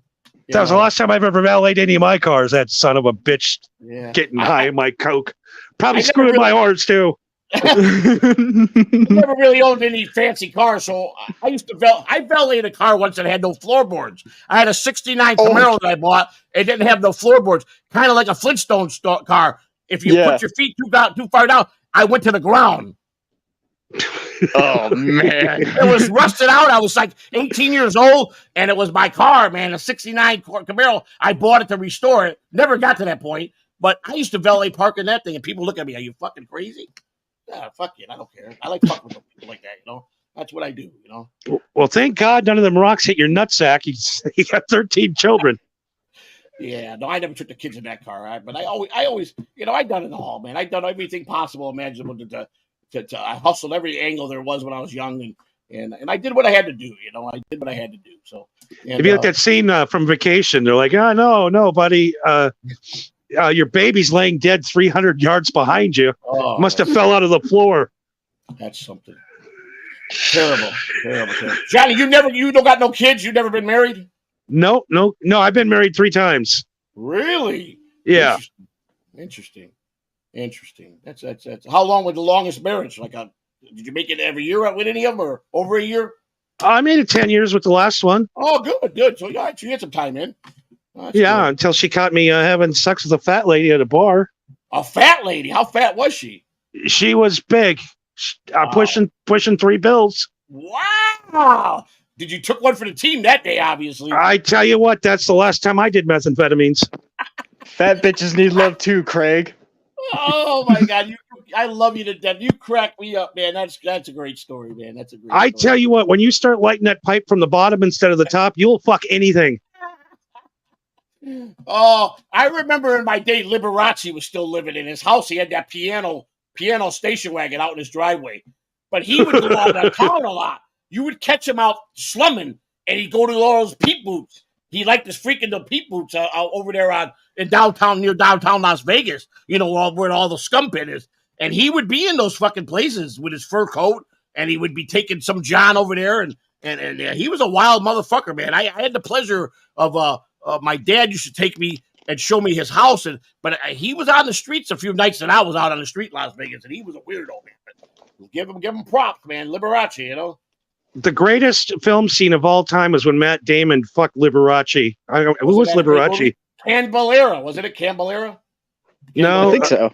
Yeah. Of the Candelera. What was was it Michael Richards or not Michael Richards? Michael Douglas. Michael Douglas. Richards. It would have played Liberace. Played a great Liberace. It would have been way better as Kramer's Liberace. Yeah. But Liberace was a very unique guy. He was on Batman when I was a kid. On the 1966 Adam West, he was one of the villains. I always thought it was funny when Liberace had to pretend that he loved pussy.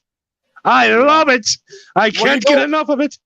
To the end, no one knew he was gay to the very end when he got AIDS. He kept that a very secret. That he maintained he had a girlfriend and everything. He was very private, unless you saw him slipping on town like a couple people have, and where he frequented those places. He was but he maintained. I think he caught the AIDS from Rock Hudson, didn't he? That was one of his former lovers, I think. I believe so. Yeah, I think it was Rock Hudson where he got it from. So. I think it was Magic Johnson. Magic Johnson. Hey, you see what money can do? He survived from that disease. He went overseas somewhere, and he got the operation or whatever they did to him, and he's been alive for 30 years. Yeah. He's had it. Yeah, money can't buy you happiness, but it could get you transsexual wives and the cure for AIDS. He definitely he went to some country that had the cure and won't give it to anybody in the United States. You got to go to their country to get it, and he did. I heard he paid a lot of money for it, but he looks healthy every day. Do you want to know the real truth? Yeah, I do. He was paid by the U.S. government to pretend to have AIDS. Is that to raise awareness? Yes. Where do you think he got all that money to build the theaters and build towns? Wow. See, he got to the NBA. He was making $8 million a year in the NBA. And when he got out of the NBA, he was worth almost $1 billion. They gave him $1 billion to pretend to have AIDS. Well, I believe your version because I know how the government operates. So I believe your version 100%. So Magic Johnson is the only surviving person to get AIDS in the 80s. The only person. That's right. It makes sense. And he's not degrading in the slightest. And he looks great. He never looked terrible with the AIDS. That's what I always said that. Boy, for AIDS, he sure looks good. Well, thanks for that information. That makes me feel better. I felt sorry for the prick all these years. Now I don't. So thank you. Well, I listened to way too much Alex Jones when I was a kid. Yeah. What was the other? He didn't have AIDS. He wasn't gay, but the frogs are. Doesn't he own the Dodgers now? He bought the Dodgers, didn't he? I think he owns the Dodgers and the Redskins. Really? Okay. I know he's got a group that owns the Dodgers. He's very wealthy. I know that much. I mean, if the U.S. government came to you and said, "Hey, will you pretend to have AIDS for $1 billion?" You'd be like, "Send me the money." Yeah, so put it in my account. When it's in my account, I'll start tomorrow. Yeah. I'll have Well, Charlie you know- Sheen. I'll have Charlie Sheen fuck me in the ass on camera. Give me the $1 billion. Well, didn't Charlie Sheen have something? Didn't he have some kind of something like that, and he got it cured? Yeah, he got HIV from, I guess, allegedly smoking crack with his crack dealer, and his crack dealer banging him in the butthole. That's That's the only all way you catch allegedly. it is sex, allegedly through sex, because you can't catch it like from a toilet seat or nothing like that. So, or smoking someone off of somebody. So yeah, Charlie Sheen was a wild guy, but I believe he would probably do that. You know, so The truth is, the only really way to get AIDS from sex is to get an anal tear and for semen to enter into the anal tear. That's the only way. all right. So it's Well, it's possible, but it ain't that easy. Well, it's through any bodily fluid. It's through semen or blood or saliva. If it gets into your system in a way, like Okay. that's a big problem for like if I don't remember his name, but I remember there was a UFC fighter who got diagnosed with HIV, and that was a really big problem because if he bleeds on somebody, that's a Right. risk. Right. Hepatitis C people, if they bleed on somebody, there's a risk that you catch an hepatitis. That's Yeah. they you can't touch their blood. Didn't Tommy Gunn or the guy that fought Rocky, the real fighter, didn't he die of AIDS? Yeah, Tommy Morrison. Yeah, he got Tommy AIDS. Morrison, Tommy Morrison. He's- That's right. He said he didn't want to take his pills because it made him poop his pants all the time. So he Yeah, died of right. AIDS. He claimed he slept with thousands of women. That he had women like 10 a day or more than that. I think he slept with. But Yeah, it's physically impossible to get AIDS from a woman through vaginal sex. You want to know really why I'm is. dying of AIDS? Because I get so much pussy. You don't even know.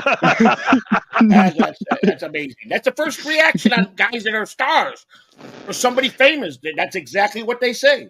You If know? guys having straight sex got AIDS, David Lee Roth would be dead. Who else? I don't know. Gene Simmons would be dead. He's been banging whores for 1,000 years. Yeah, Gene Simmons. I like his story about how he about the tongue thing. That was an interesting. I watched his biography. That was pretty interesting to me. But what's his name? I'm trying to think of a story I heard with one of these Hollywood people. See, this is what when I get something in my head, if I don't put it out right away, it goes away. That's how my mind thinks. I just don't remember now where I was going with that. But yeah, Charlie Sheen. Now I heard a story that he never had a steady girlfriend. He would buy a hooker. He would pay thousands of dollars just to bang hookers. He thought it was a lot easier for him to do that. It is, and I do the same thing. You know why? You don't pay them for the sex. You pay them because they leave. Right. That's what he said. That's what he said. Yeah. I get what I want. They hang around. When I want them to go, they go. They don't. I don't wake up next to them. I knew a baseball player that did that. He would fly in 1,000-hour-a-night thoroughbreds when he was a player. And, a great friend of mine, I will never mention his name, but he's a coach now and he still does it. He's got so much money. He said, "Do you know how much easier it is? I fly New York girls in wherever I'm at in spring training, and it costs me this, and they're gone. When I'm done with them, I don't want to look at them. I don't got to marry them. I don't got to wine and dine them. They know it's a business transaction. They do what I tell them that I need done, and it's over." I said, "Hey, that's wonderful if it works for you, Well, that too, and they're not going to sober up the next day and go to the police and accuse you of sexual assault. Exactly. Which happens very commonly in today's world. If a girl gets mad at you, even if she's your girlfriend and you piss her off, the quickest way, if you cheat on a girl, she's running telling he raped me just to get back at you, and they'll lie and put someone behind bars when they know they didn't. But if you're a good cop, look at Danny Masterson. right. It's That poor sad. son of a bitch is sitting in jail for 30 years because he broke up with the two wrong chicks. Exactly. And you know what? And they'll get older and become old bag of donut ladies, and it'll eat them away, and it'll still be too late because he already did his 30 years. You know what I'm saying? So that's what sucks. We just got to keep all the women away from Stuttering John. That's just our main thing. Oh, I got nervous the other day when I was on the stream. He said, I'm really horny, and I'm like, oh, here we go, John. I'm trying to. When you're live, you can't say, John, shut the stream off. I got to talk to you. And I'm trying to give him a look like, John, don't go down this road. This is why they make fun of you, because of the stupid things you say, man. I tell him that all the time when I talk to him on the phone. He goes, I know what I'm doing. All right, John. All right. But I feel sorry for his mother. They troll the shit out of his mother. She's 86 years old. They call her at all hours of the night. And, it's terrible what they do to that woman, man. It's terrible.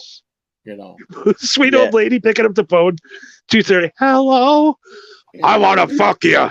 What? Exactly. What? I'm gonna put my big prick in your tiny little asshole. Well, Hey, why it's would you funny. want to do that? Yeah, exactly.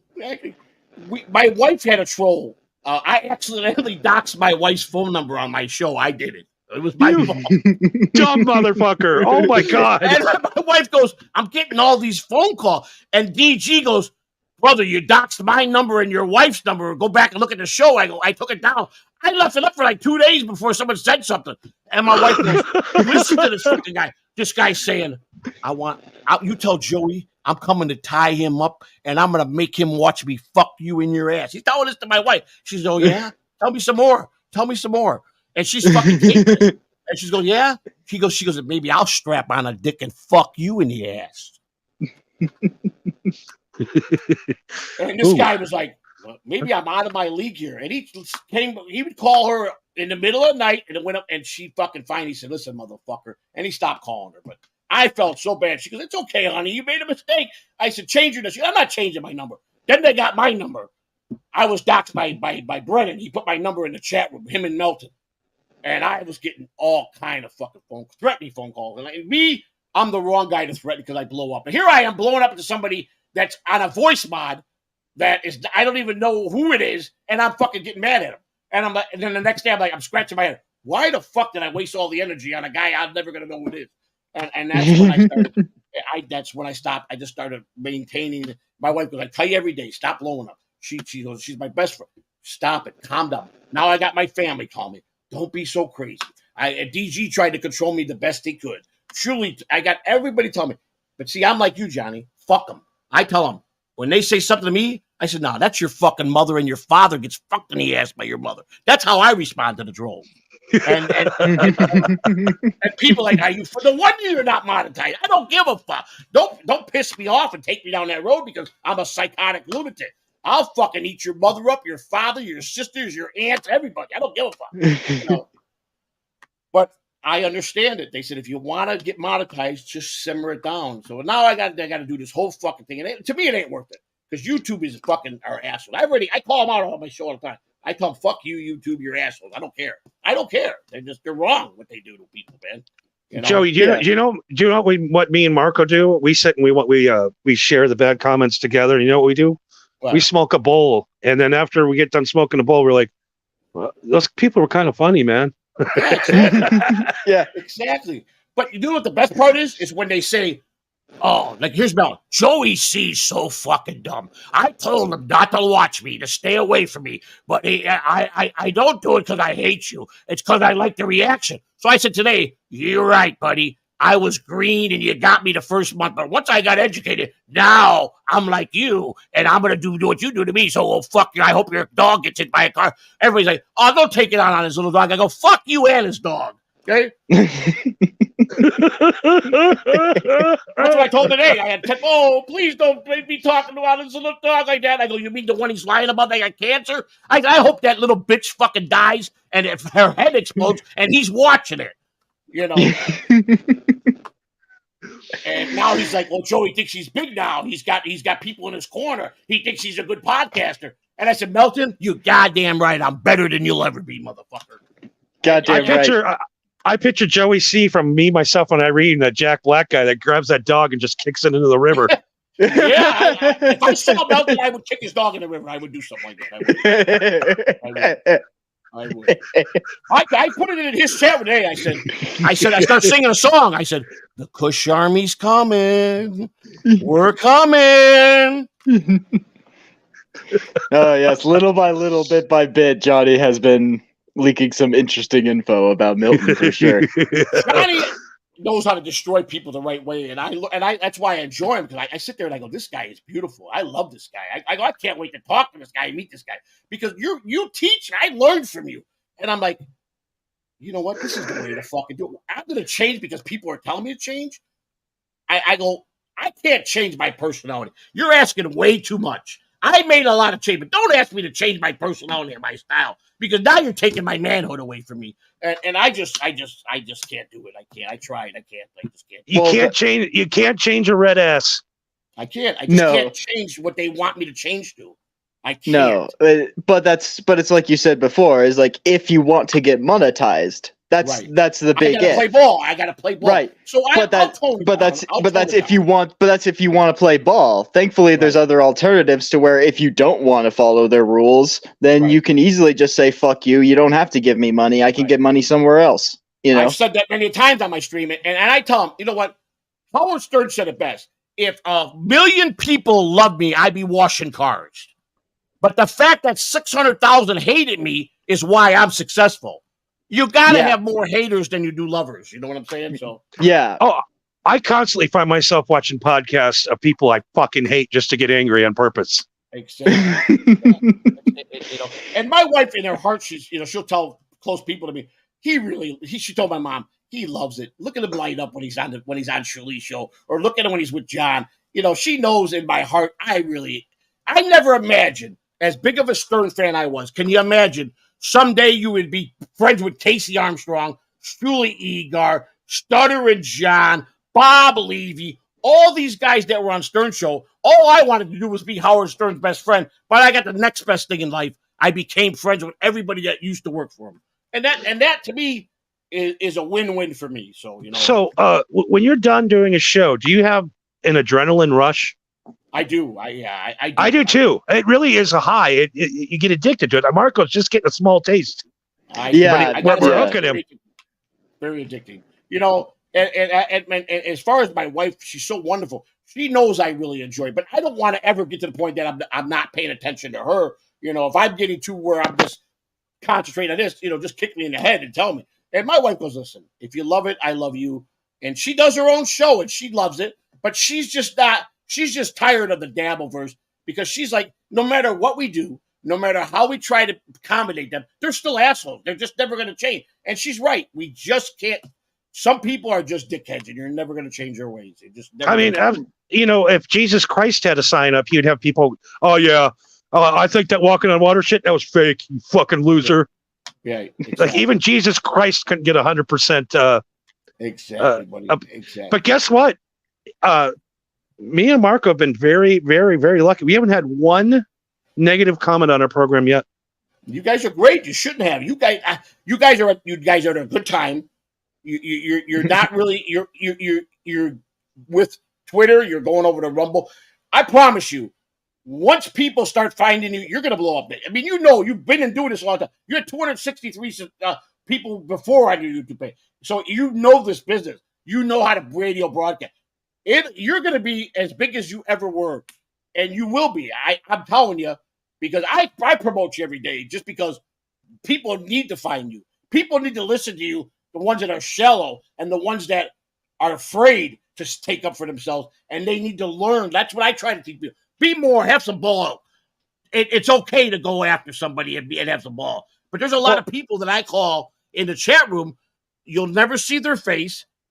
They don't tell their real name, and they like women that pee on them. That's my philosophy. You know, and they talk like this: "Will you pee on me, please?"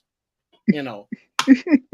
That's the truth. God, did you ever see? There was a band that invited a guy up on stage, and this chick singer literally whipped her pants out and pissed in his mouth in front of the whole crowd. Never saw that, but that would have been a blast. I'll send it to you. Sounds good. Yeah, please pee on me. I want to be peed on. Yeah, there's a lot of dweebs out there like that buy hookers, and that's what they want done. Please tie me up and beat me. Please spank me. And that's what most of the trolls are. That's what they are. Those type of people. Yeah, they're submissives. Exactly. They want a woman to slap them and tie them up and tell them they're bad boys and paddle them. And then they got the little squeaky voices. I know that because I caught a couple of them that actually I heard their real voice. And I'm like, you see? Sometimes they get brave and they go on a podcast. I go, I knew that guy had a squeaky voice and was a little dweeb. You just can tell. You know what? We all drive Corvettes. Hey, that's okay. Now I strike you. I strike you physically as a pretty cool dude and a pretty hip dude, man. I bet you got a good game. I could tell. You got it going on. You know exactly what you're doing. I know how to live. You know, it's very simple to pick up on a woman. You just got to pretend you're interested, and you listen to them. Yeah, Well, when I was younger, when I was single, I had my buddies would go into the bars and they would waste their money buying drinks for girls. They go, "Why are you such a cheap ass?" I go, "Do you think I'm going to spend my money on them hoes when we first get to a club?" I said, "They're looking for every guy to fucking spend money on them. I wait till 1 o'clock in the morning when they call last call. I go sit at the bar and they'll come up drunk and say, 'You gonna buy me a drink?' 'No, bitch, you're buying me a drink.'" That's what I used to do. And 9 out of 10 times, you'd end up in bed with them. And the guys that bought them the drinks all night went home and jerked off. Not before I made a $100 bet with each of my friends. Oh man. And they couldn't understand it. I go, "Because you guys are idiots. You're blowing $100. These women ain't gonna pay no attention to you. Why do you waste your time?" I didn't talk to them. I don't really like hoes. I don't like women that come off cheap. I don't like that. I just don't. It turned me off. You know. Well, I was fortunate enough with my last wife, even after divorce, she still coaches me on how to pick up chicks. Yeah. I have an insider. I got like a Bill Belichick of pussy helping me out. That's the only reason I know what I'm doing. That's wonderful. That's good for you, man. It's for me, like I said, and I think people really, the people that like us really enjoy how we love each other, me and my wife. And I said it. My wife knows. There's no other woman I'd ever want. If for any reason she left or something bad happened to her, I die. I would kill myself right away. I can't imagine my life without her. And I'm just blessed that I got a woman that cares that much. Never thought it could happen because I always had a bad way of how I thought about women because I had bad experiences with the ones in my past. Joey, if I'm going to make you a promise right now, if your wife dies, I'm going to come pick you up. I'm going to take you out. I'm going to get you fucked up. I'm going to get you laid, and then you can kill yourself afterwards. All right? I don't know. I don't think I can sleep with another woman after my wife. Oh, after you hang out with Johnny for 20 minutes, you're going to sleep with all the women. Don't worry about it. Sorry, Chris. Sorry, Christina, but Joey's going to have a good time if you leave early. I talk about that. I said, I don't think I couldn't do it. I really couldn't. That's why I want to be taxidermist. I told you yesterday. She's got to take me like they do the animals and take me everywhere she goes, even on dates. You know what? My dad said the same thing. He's like, when he dies, he's like, "I want you to take my skull and then just inlay it with gems." And then just pass it along like a family tradition and just say like, "This belonged to your like great great grandfather. We were a warrior tribe," or with some bullshit, you know? Yeah. Well, I told him I'm in the car, but the dude goes over to kiss you and you back off. He just said, "What's wrong?" "I got to respect my husband." "That's your husband?" "Yeah, he goes everywhere with me." I go, and there's a clause in it. You can't just stuff me in some fucking a storage unit. Because I'm dead and you think I don't know, I will be haunting you if you do that, you know. How creepy would that be too? You meet this chick and she's like, "Yeah, I'll fuck you, but my husband's got to watch." And you're like, "Okay." You go over to some fucking dead dude Joey's stuffed in the corner. Just give you that look. You're banging this old lady doggy style, looking at that dead man in the eyes. My ghost would be all over that room beating the shit out of that guy. I think I would fucking I'd be tuning them up and he'd be like, "Who the fuck's hitting me?" I would fucking go crazy. I would. It'd be like The Exorcist where the bed's floating and the shit's flying off the wall. God would be sending people to chase me back to heaven because I would be escaping from heaven every day. I would be one of the guys that would be defiant. You know, that's me. You know, I watched the Robin Williams movie where he was married to a lady.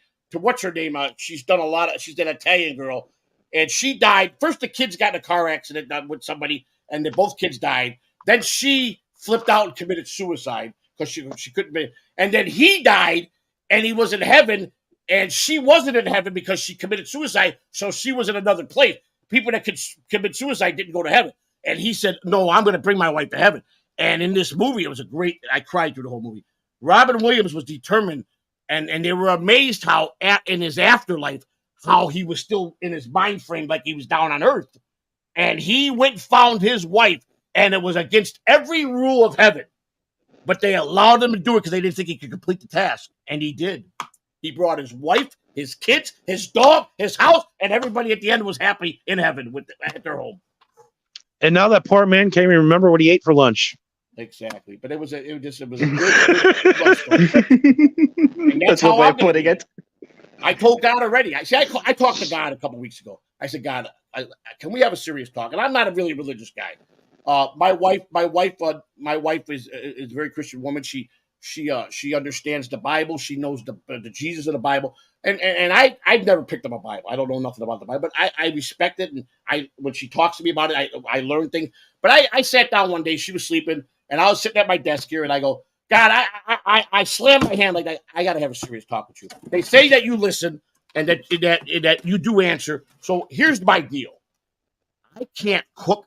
I'm totally lying to them because I love to cook. I don't know how to cook. I can't mop floors. I can't sing. I can't entertain you. I'm absolutely no good to you up there. So let me stay for another 30 years down here with this woman I love.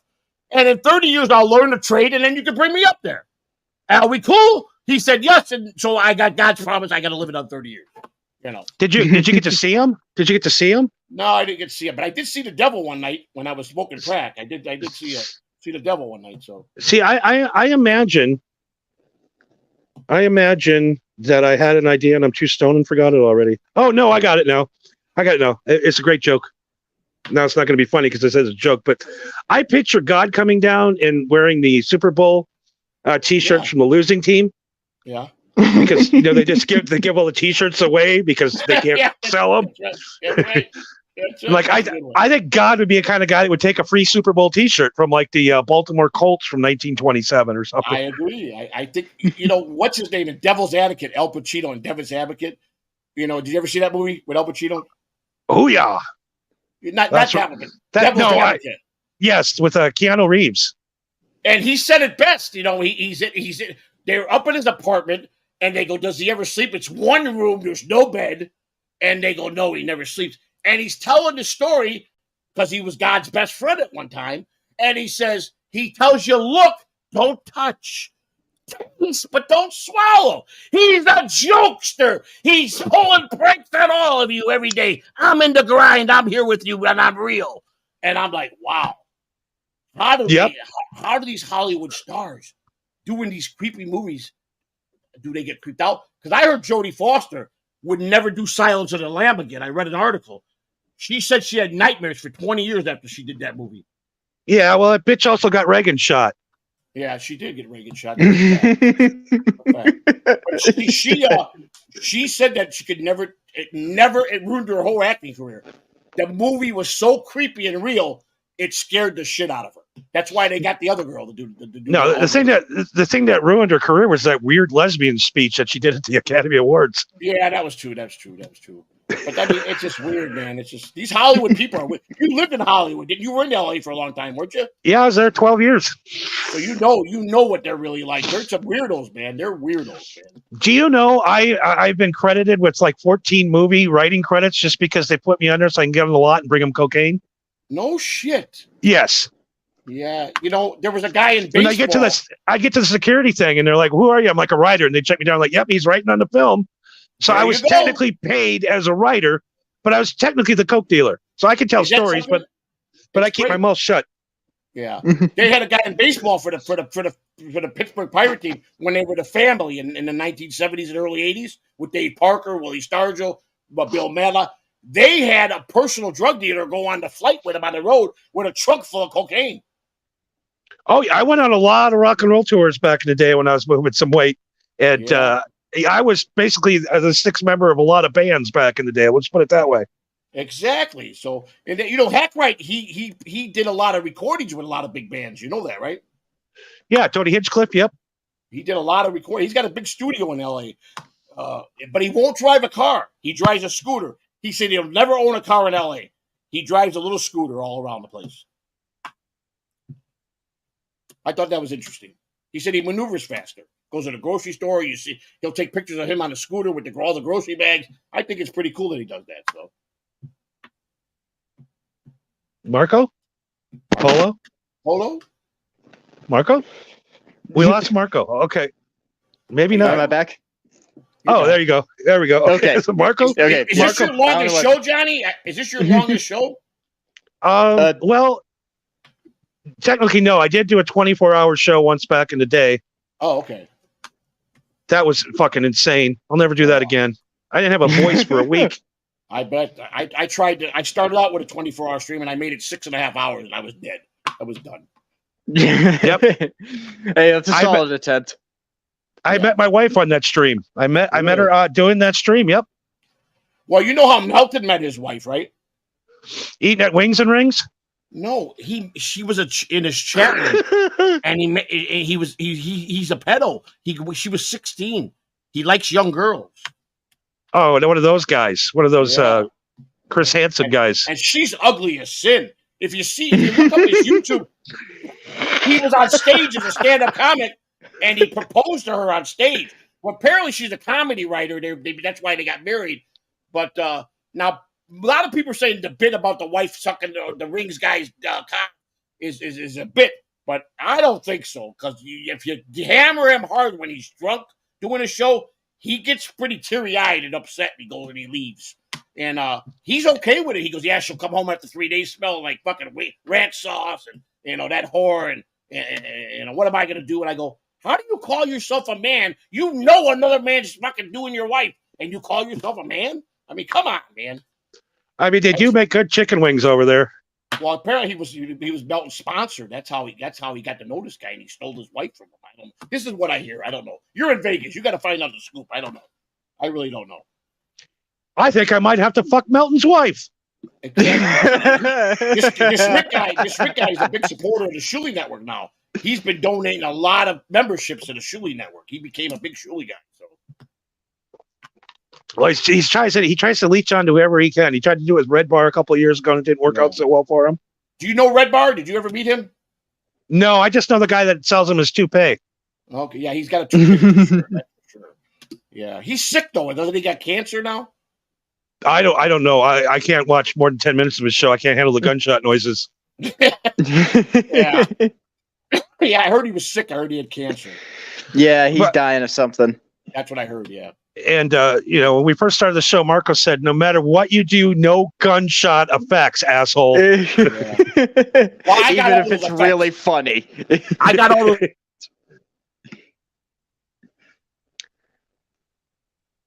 Do we lose everybody again, I'm here. or I'm we here. lost me? No.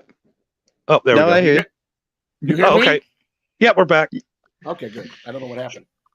The other thing too, I can't. I've been listening to Howard Stern the last few days, and what put this quack shit? I don't know. Howard's got weird. He got really weird as he evolved. The whole into show now, everything. it's just a guy going quack quack, quack quack. Oh Quack, yeah, quack. yeah. Quack, quack. Last week he was the guy that died. What's his name? The guy that Don Imus used to do. He's the inventor of the quack quack, and him and Imus were rivals. Imus hated him, and Howard didn't like Imus. So after Imus died, he went and patented his quack quack sound. He bought it. It's so fucking annoying. And Fred was trying to get the quack quack sound, and Howard kept. I watched it. It was just a couple weeks ago, and Howard said, "Nope, that's not it. That's not the." And finally, Fred nailed it. He goes, "That's it. That's it." And apparently, the next day, he went and made sure that he was the owner of Imus's quack quack, so no one else could ever use it. So that's just. So I don't know. I don't know who's more annoying, him or Red Bar with the bang. You think Howard's going to go? He's got 2 more years on this contract. They gave him $750 million for this 5-year contract. I heard Sirius XM will be going to be in serious trouble if Howard retires, based on how many memberships he sells for Sirius. Now, Well, yeah, there's stuff really. What else is there on Sirius? You can listen to Jim and Sam. right? Yeah. Well, there's a trucker show that I like to troll. I like to call up and when he's got guests on, and I called him up and I told him my name was Slow Druggy Mo. Hi, everybody. This is Slow Druggy Mo. I'm a big fan of yours. And he was talking to a guy. Can we talk about Jake breaks?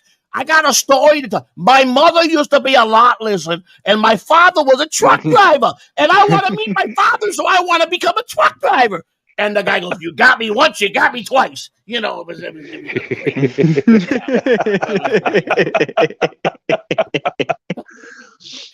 We got a lot Joey- in common, Johnny. We got a lot in common. That's all I can say. So, have you ever tried stand up? You're a fucking funny guy. I never did. I never even watched comedians. I went to a Red Fox show in Vegas when I was 18. I happened to be placed because I tipped the maitre d' big money at 18 trying to impress somebody, and he put me at the front table. Red Fox tore my ass up. I mean, that's a bit of an honor. And I hated comedians ever since I was 18 years old. That motherfucker tore my white ass up. Fucking him and Lamont are going out and getting trash every day. He's angry. He's an angry man. He's buried in garbage. Well, you've only been to Vegas for 8 months, but when I lived in Eastern and Tropicana. That's where my dad's all. He lived at the corner of Eastern and Tropicana. He used to have he opened a junk store out in front of his house, and he had the Sanford and Son truck out there for years. And then the IRS came in and repoed everything, and Eddie Murphy bailed him out and paid his back taxes and gave him that part in that one movie. Him and Richard Pryor did. Eddie Murphy and Richard Pryor. You can still go by it. We went by and saw his house out here. You can still take a tour of his house. Oh, really? Yeah, the Red Fox Estate. Well, I was living there when the IRS was there taking all his stuff. They had trucks out in his driveway. They were loading all. He was out there fucking screaming at him. It was hilarious, man. Hilarious. So I think that was I don't think Marco even knows who Red fucking Fox is. I know who Red Fox is. I might be young, but I'm not stupid. You know, he did his own grocery shopping at Safeway. You see him at Safeway pushing the cart, yelling at all the old ladies and swearing at them. He was fucking crazy, that guy. But the other guy, Wayne Newton, didn't he go broke? He was an easy guy. You go right up to his house and ring his doorbell. You know, Wayne Newton. Yeah, well, he fucked Clark Griswold's wife. He's broke now. I heard he's really broke. I saw him in concert in Biloxi, and he was so desperate to get a crowd. You could slip a note up there, and he would read the note and say something. And I gave him a note, and he said my name. He brought me up there. That's how it got when he started touring those little casinos. And then he went completely broke. I heard he's flat broke, and he's not in good shape. The funny thing about him is he used to hire a guy that looked just like him, and then when he got off stage, he'd sing, he'd get in a limo and go home, and the guy that looked like him would stay after and sign autographs and shake everybody's hand. And exactly. I want to get a fake Johnny and a fake Marco, so we don't have to talk to these fans after the show. We should do it. I think it can be done. Yeah, I'm a big believer in Elon Musk. I want to give him my brain so I can become a robot. You know, I want to be my brain to live forever, and I want to live forever, so I want to become a robot. So I want to go on that list when he completes this project. That, you know, I think it's all done. They just don't have a computer strong enough to put everybody's brain in that wants to sign up. So he's building this super computer. Once they figure out how to combine AI with quantum computing, it's all over. It's all over. You can live forever by becoming a robot with your voice. You'll still think and process. They'll still be there. You'll know it's you. Everything. I want to be the first guy. I got a ticket to Mars. He was given tickets to Mars, and you could go on the internet and sign up, and they give you an actual ticket to Mars. Well, here's my first question about signing up for that. I'll just be like, is my dick still going to work? No, unfortunately, you're going to be a robot. You won't have that. You won't. But they can preserve your brain to speak in your voice to be you. Well, if they can do that with your brain, why can't they keep my goddamn penis too? That's the first thing I asked. Can I still have? Can me and my wife still do it? You know. Yeah. Unfortunately, you're going to be all steel, and your brain is going to be your voice, and you know you're going to be powerful and strong, and you could go wreck shit. You know what I'm saying? So you get next to immortality, but you can never fuck again. And never again. You'll never have that pleasure of doing that. But that is a really tough bargain. But it's worth it, man. To think about that, you can still talk to your kids. They're like talking to a robot, and that's dad. And you could fucking listen. I might be dead, my body, but it's me. But it'd be good. Area 151 scares the shit out of me. I was drunk one night back in the day when I was drinking. I told you I worked at Circus Circus. I was a barback. And my first night as a barback at Circus Circus in 1990, I think it was, I had a connection to the bartenders union, and I was one of those guys. I didn't have to go sit at Union Hall. I just sit home and I call in, and I always got a gig because I had union guys in that I knew, and I always went to Circus Circus. My first day on a job, the bartenders go, "Listen, we got to educate you. You see all them cocktail waiters? They're cock teasers." He says they like to fuck around with bartenders and barback. Stay away from them because they'll get you fired.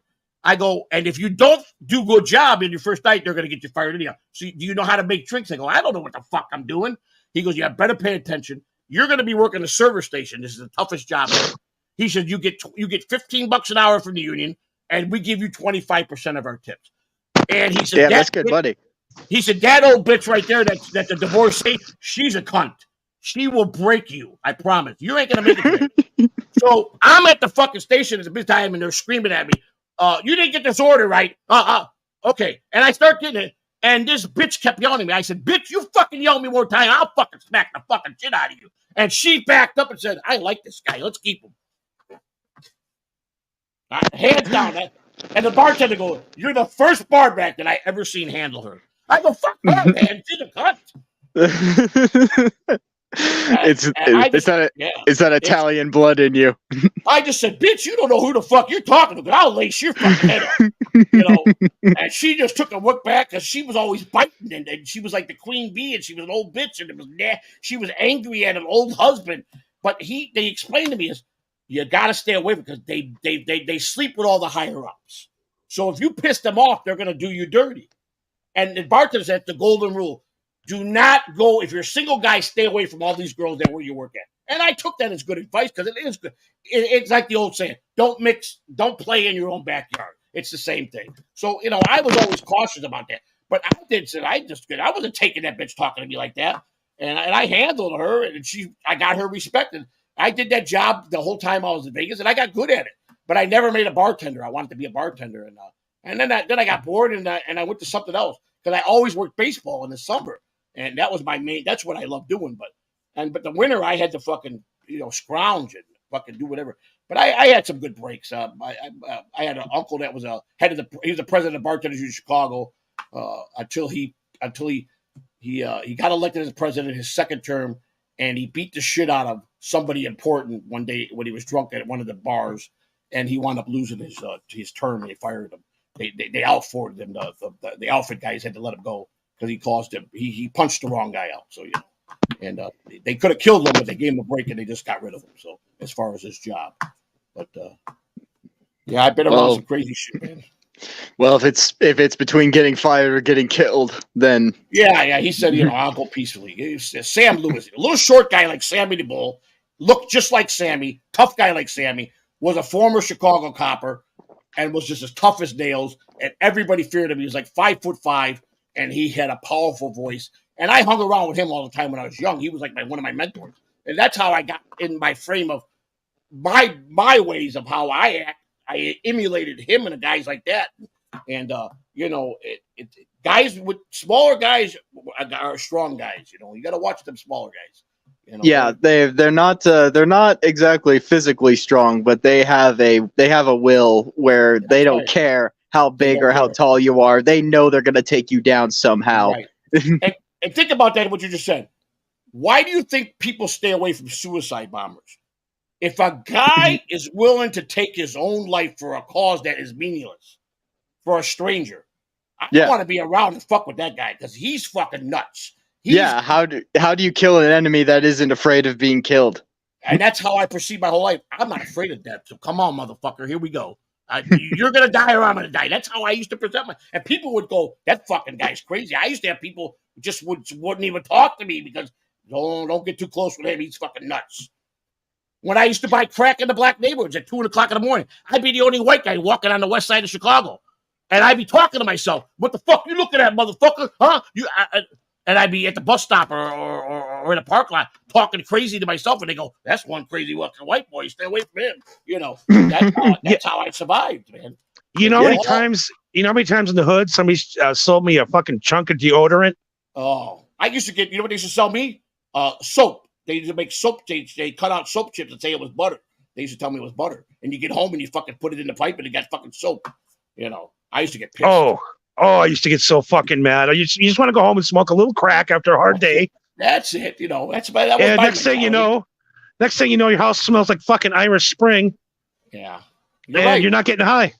Well, you know what I did one night? I got tired of getting burned by this. It was on the west side, and they were all gangbangers. And they used to have guys on the roofs of all the 4 points of the corner with lookouts watching to see from every angle if cops were coming in or undercover. And then if they got any bad vibe, they would in the alley. The line would be out the door, and a guy would be at the door serving you real quick. Hurry up, let's go. And then you could buy a crack pipe with a hit in it for $30, or you could buy, so they got me a couple times.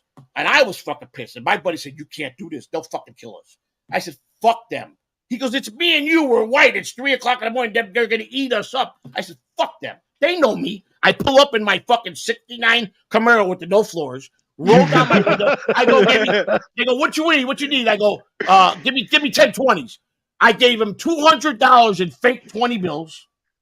He gave me the shit. I peeled off. He realized, and he fucking was going to, he started shooting, but I was already gone. Yeah, but dabba do, motherfucker. I never went back to that corner, but I got them bitches there. I got them that night. That's the crazy shit I used to do. I was psychotic like that, man. I just didn't care. It was young, dumb, and full of cum, and I didn't care. I cared about my children. I cared about my family. Cared about my mother. I did business right there. But when I was alone or with a buddy and I was on that shit, motherfucker, you better not fucking get me because I'm coming back and getting you, I promise. So, Yeah, everybody's invincible when they're a teenager. Yeah, well, I was a little older than a teenager. I was in my 20s and early 30s, but Same difference. I just I was 57, but I kind of learned my lesson by then. I just there's no sense of being afraid of it. We all bleed the same. We all put our pants leg in the same, one at a time. We all shit the same. It's either them or me. I mean, what's the sense? If you're going to do something that you shouldn't be doing, but you're going to do it anyhow, you might as well do it right, not half-assed. That's all I'm saying. Yeah, if you're going to do something stupid, do it in the smartest way possible. Exactly. That's how I lived my life. And that's why I think I'm alive today with some of the risk I took in my younger years. Because the weird thing is too, a lot of people that don't know that have ever smoked crack. What happens is you can stop smoking crack for 12 years. Right. But all of a sudden, one day you're driving in the car and your palm starts getting sweaty, and you remember that taste again, and you're like, maybe getting some crack's a good idea. Then you realize that smoking crack will probably kill you now because of the fentanyl.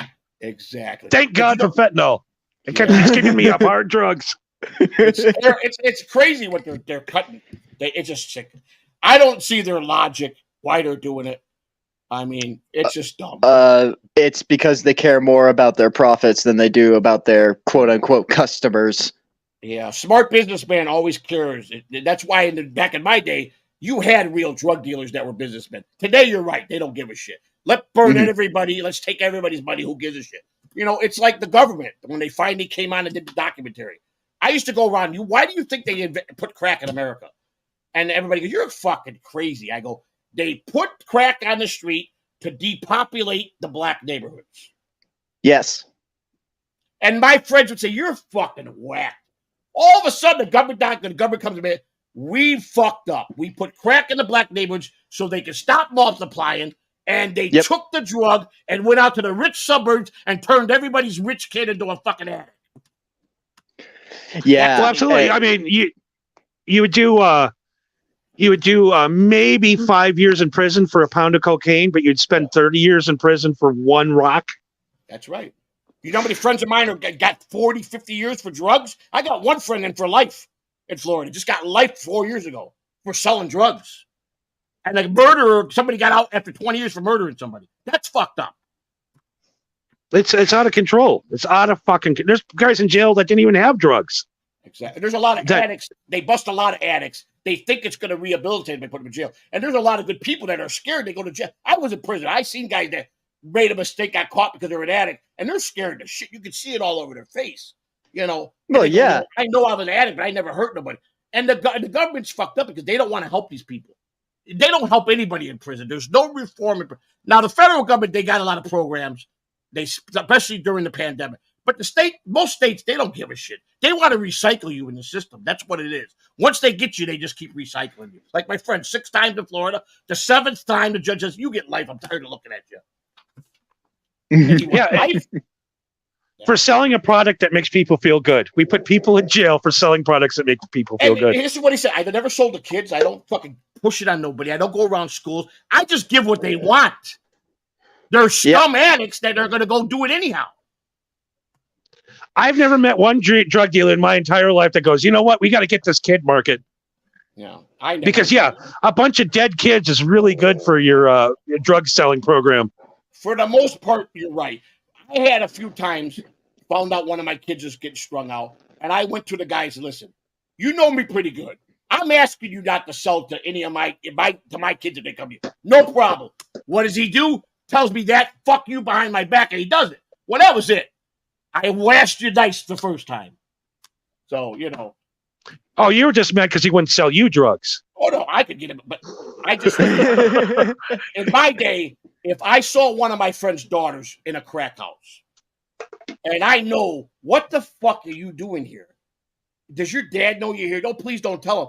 And these guys are trying to dog her out and fucking and turn her out. And you go to the house and go, do you know whose fucking daughter that is? Are you fucking whacked? And they'll go, and we're going to turn this little bitch out. I go, the fuck you are. And I drug her by her fucking hair, and my buddy Frankie could tell her. And I told her dad where she was. I saved that girl because them motherfuckers didn't give a fuck. They would have been killed, I promise you. But I actually saved them more than I saved her. But I don't like that shit. I just don't agree with that shit, man. You got to have morals in anything you do, even if it's illegal, you know? Yeah, you got to sin with a heart. You gotta be a righteous person. I don't care what you do for a living. I don't care if you're a hitman. I don't care if you're a drug dealer. I don't care about none of that. I don't fault no man what they do for a living. But do it with integrity and do it right. Why do you think the mob always was looked at by most of the cops with respect? Because they didn't go after cops, they didn't go after reporters, they didn't hurt children, they didn't hurt women. They had a code of ethics. You don't have until they got involved with drugs. Until the ones that got, but you don't have that. The Russian mob, the Mexican mob, they'll cut your baby's head off to make a point. You understand? Oh yeah, they don't give a fuck. Exactly. That's my whole point. And it wasn't like that with the Italians. They had organ. Like John Gotti said it best. 10, 20 years from now, the government's going to wish they had Italian Costa Nostra because they kept the neighborhoods in order. Mm-hmm. You could go, your doors could be unlocked. Nobody talked to your kids or harmed your kids. It ain't like that no more, man. It's sad, man. I never was afraid of anything in my life, but I don't even want to go out in public anymore to bars or to a restaurant with a bar. I don't want to go because I don't know if someone's going to come and start blazing the fucking place up. And I'm going to be shot by accident or my wife killed because we're just there eating. You know what I'm saying? That's why I live in buttfuck nowhere, man. It's the truth, man. You got to really. Society sucks today, man. It's still dangerous for Marco though. He's got to worry about a stoned old man walking along with a shotgun outside.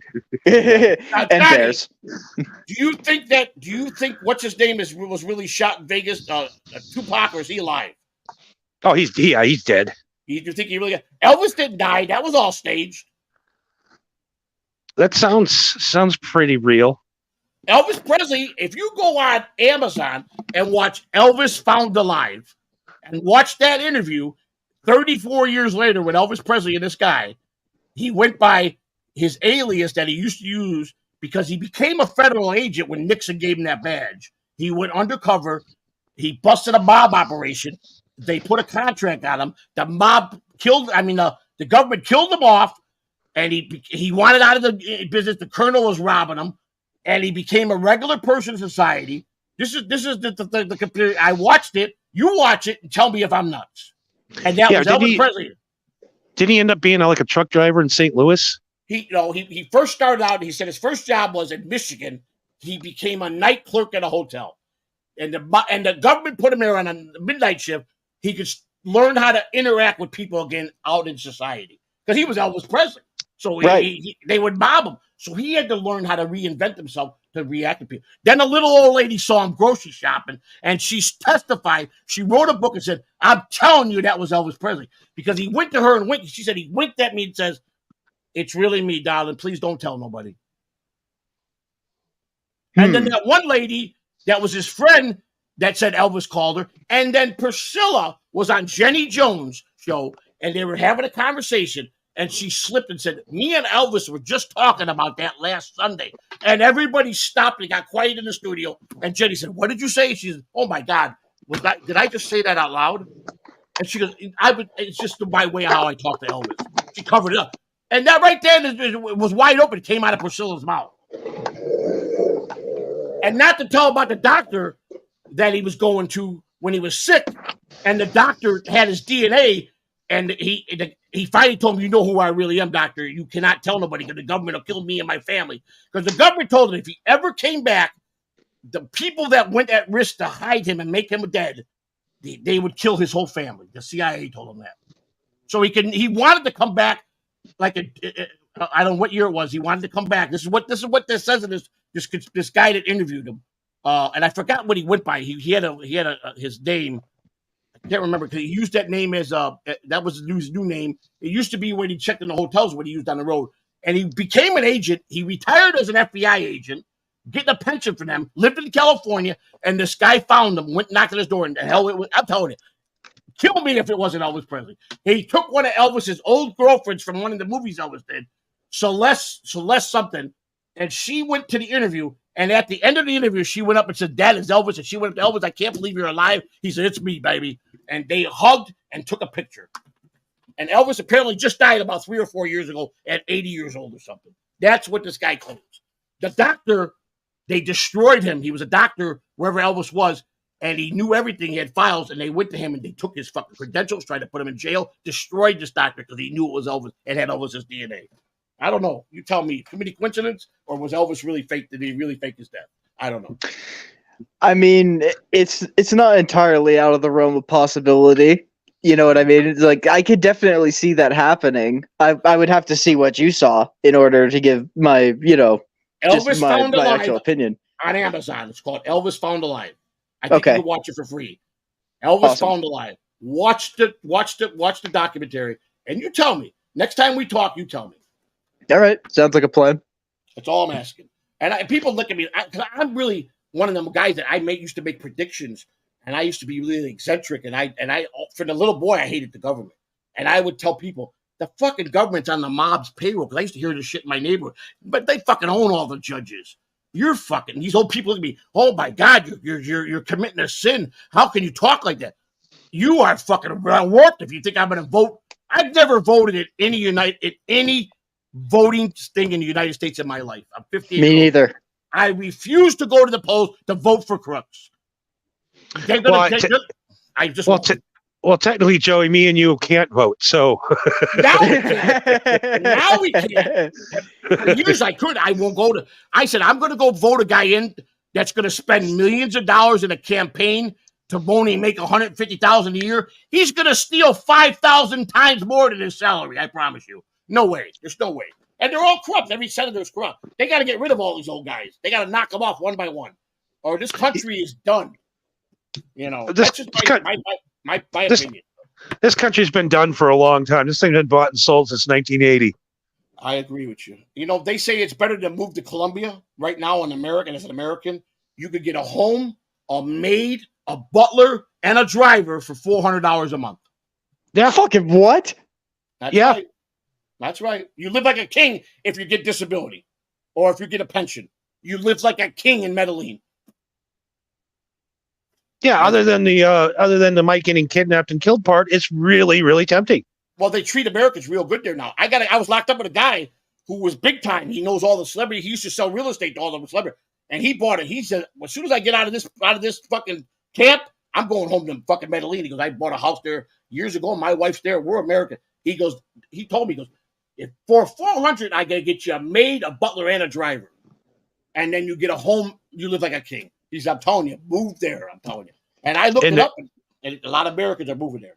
So yeah, and the cocaine is very cheap. Exactly. Well, I guess Pablo, he did a lot for his country, but when they went after him, I mean, they're still digging up fields that he's got billions of dollars still buried all through Colombia. They haven't even found 1/3 of what he had. I mean, it's insane. He owned everything. He built schools. Everything there that was built was because of him. He was like the king there, and then they turned on him and they hunted him down, and and that was their history. But he was ruthless. As good of a father as he was, as kind as he could be, he was just a crazy psycho sociopath. You pissed him off. It's kind of like the madam. What's her name? Griselda Blanco. That bitch killed 500 people. Cocaine mom, the cocaine mother. What's her name? Mother, yeah, the one that was the biggest woman cocaine dealer in history. She got killed. I can't say I'm familiar. Yeah, cocaine godmother, Griselda Blanco, lived in Miami from Colombia. She did her first kill when she was 13 years old. She used to be a prostitute, and she killed the guy to take his money to come to America. She was ruthless. She's the one that started Pablo Escobar in the business. So crazy, man. History is. I like history. I enjoy all that stuff, man. But it's all true. And she died by her own invention. They gunned her down with the motorcycle hit, and that's how she died on the streets of Colombia. They used her own invention to kill her. So, I mean, hey, it's obviously effective. and she murdered 3 of her husbands for cheating on her. Why would you risk that if you knew that your wife is a cold-blooded murderer? Why would you even fucking risk that? She went to Colombia. Her one husband goes, "I'll be back," and her son was missing. His son with her, and he kidnapped his own son because he didn't like the way she was living the lifestyle. He wanted out. He went to Colombia to live a life, and she tracked him down and killed. The kid was in the car, and the father. They pulled up on the father, and he said, "Hold your." He said something to his son, "I love you." Remember what we talked about? If Daddy ever told you to cover your ears, he goes, "Yes, Daddy." And the guy came to the car, said hello to the kid. The father said, "Cover your ears now," and they execute him right behind the car. Put his body in the truck and hauled him away. And then her main bodyguard came and took the kid. "You want to go home to mommy?" And he goes, "Yes." And she brought him back to America. That was her baby. She named him Michael Corleone after the Godfather.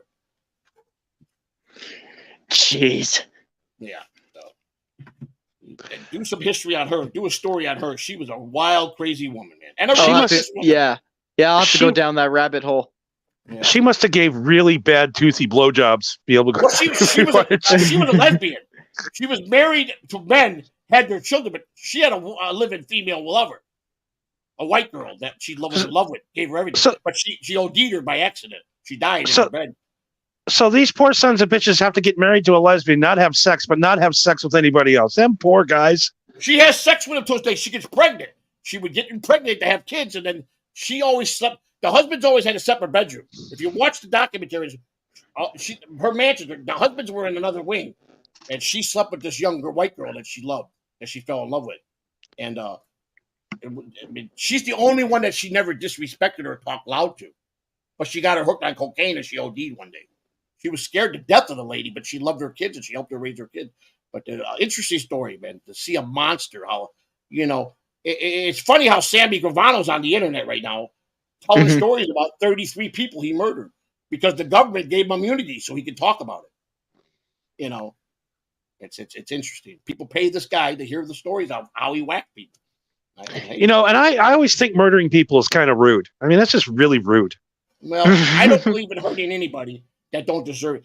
You don't mess with people that are innocent. You don't go after civilians. But I do believe in the concept. If a guy's a piece of shit and you're part of a gangbang and he's got to go and he did a crime against the family, I'm all for it. Chop his ass up and put him in the trunk. That's my theory, But it's code. It's code of ethics, man. If you're going to go into that world, you got to do it right. Don't do it half. It's like anything else.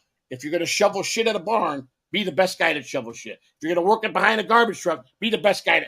I've always been be your best and shine the best.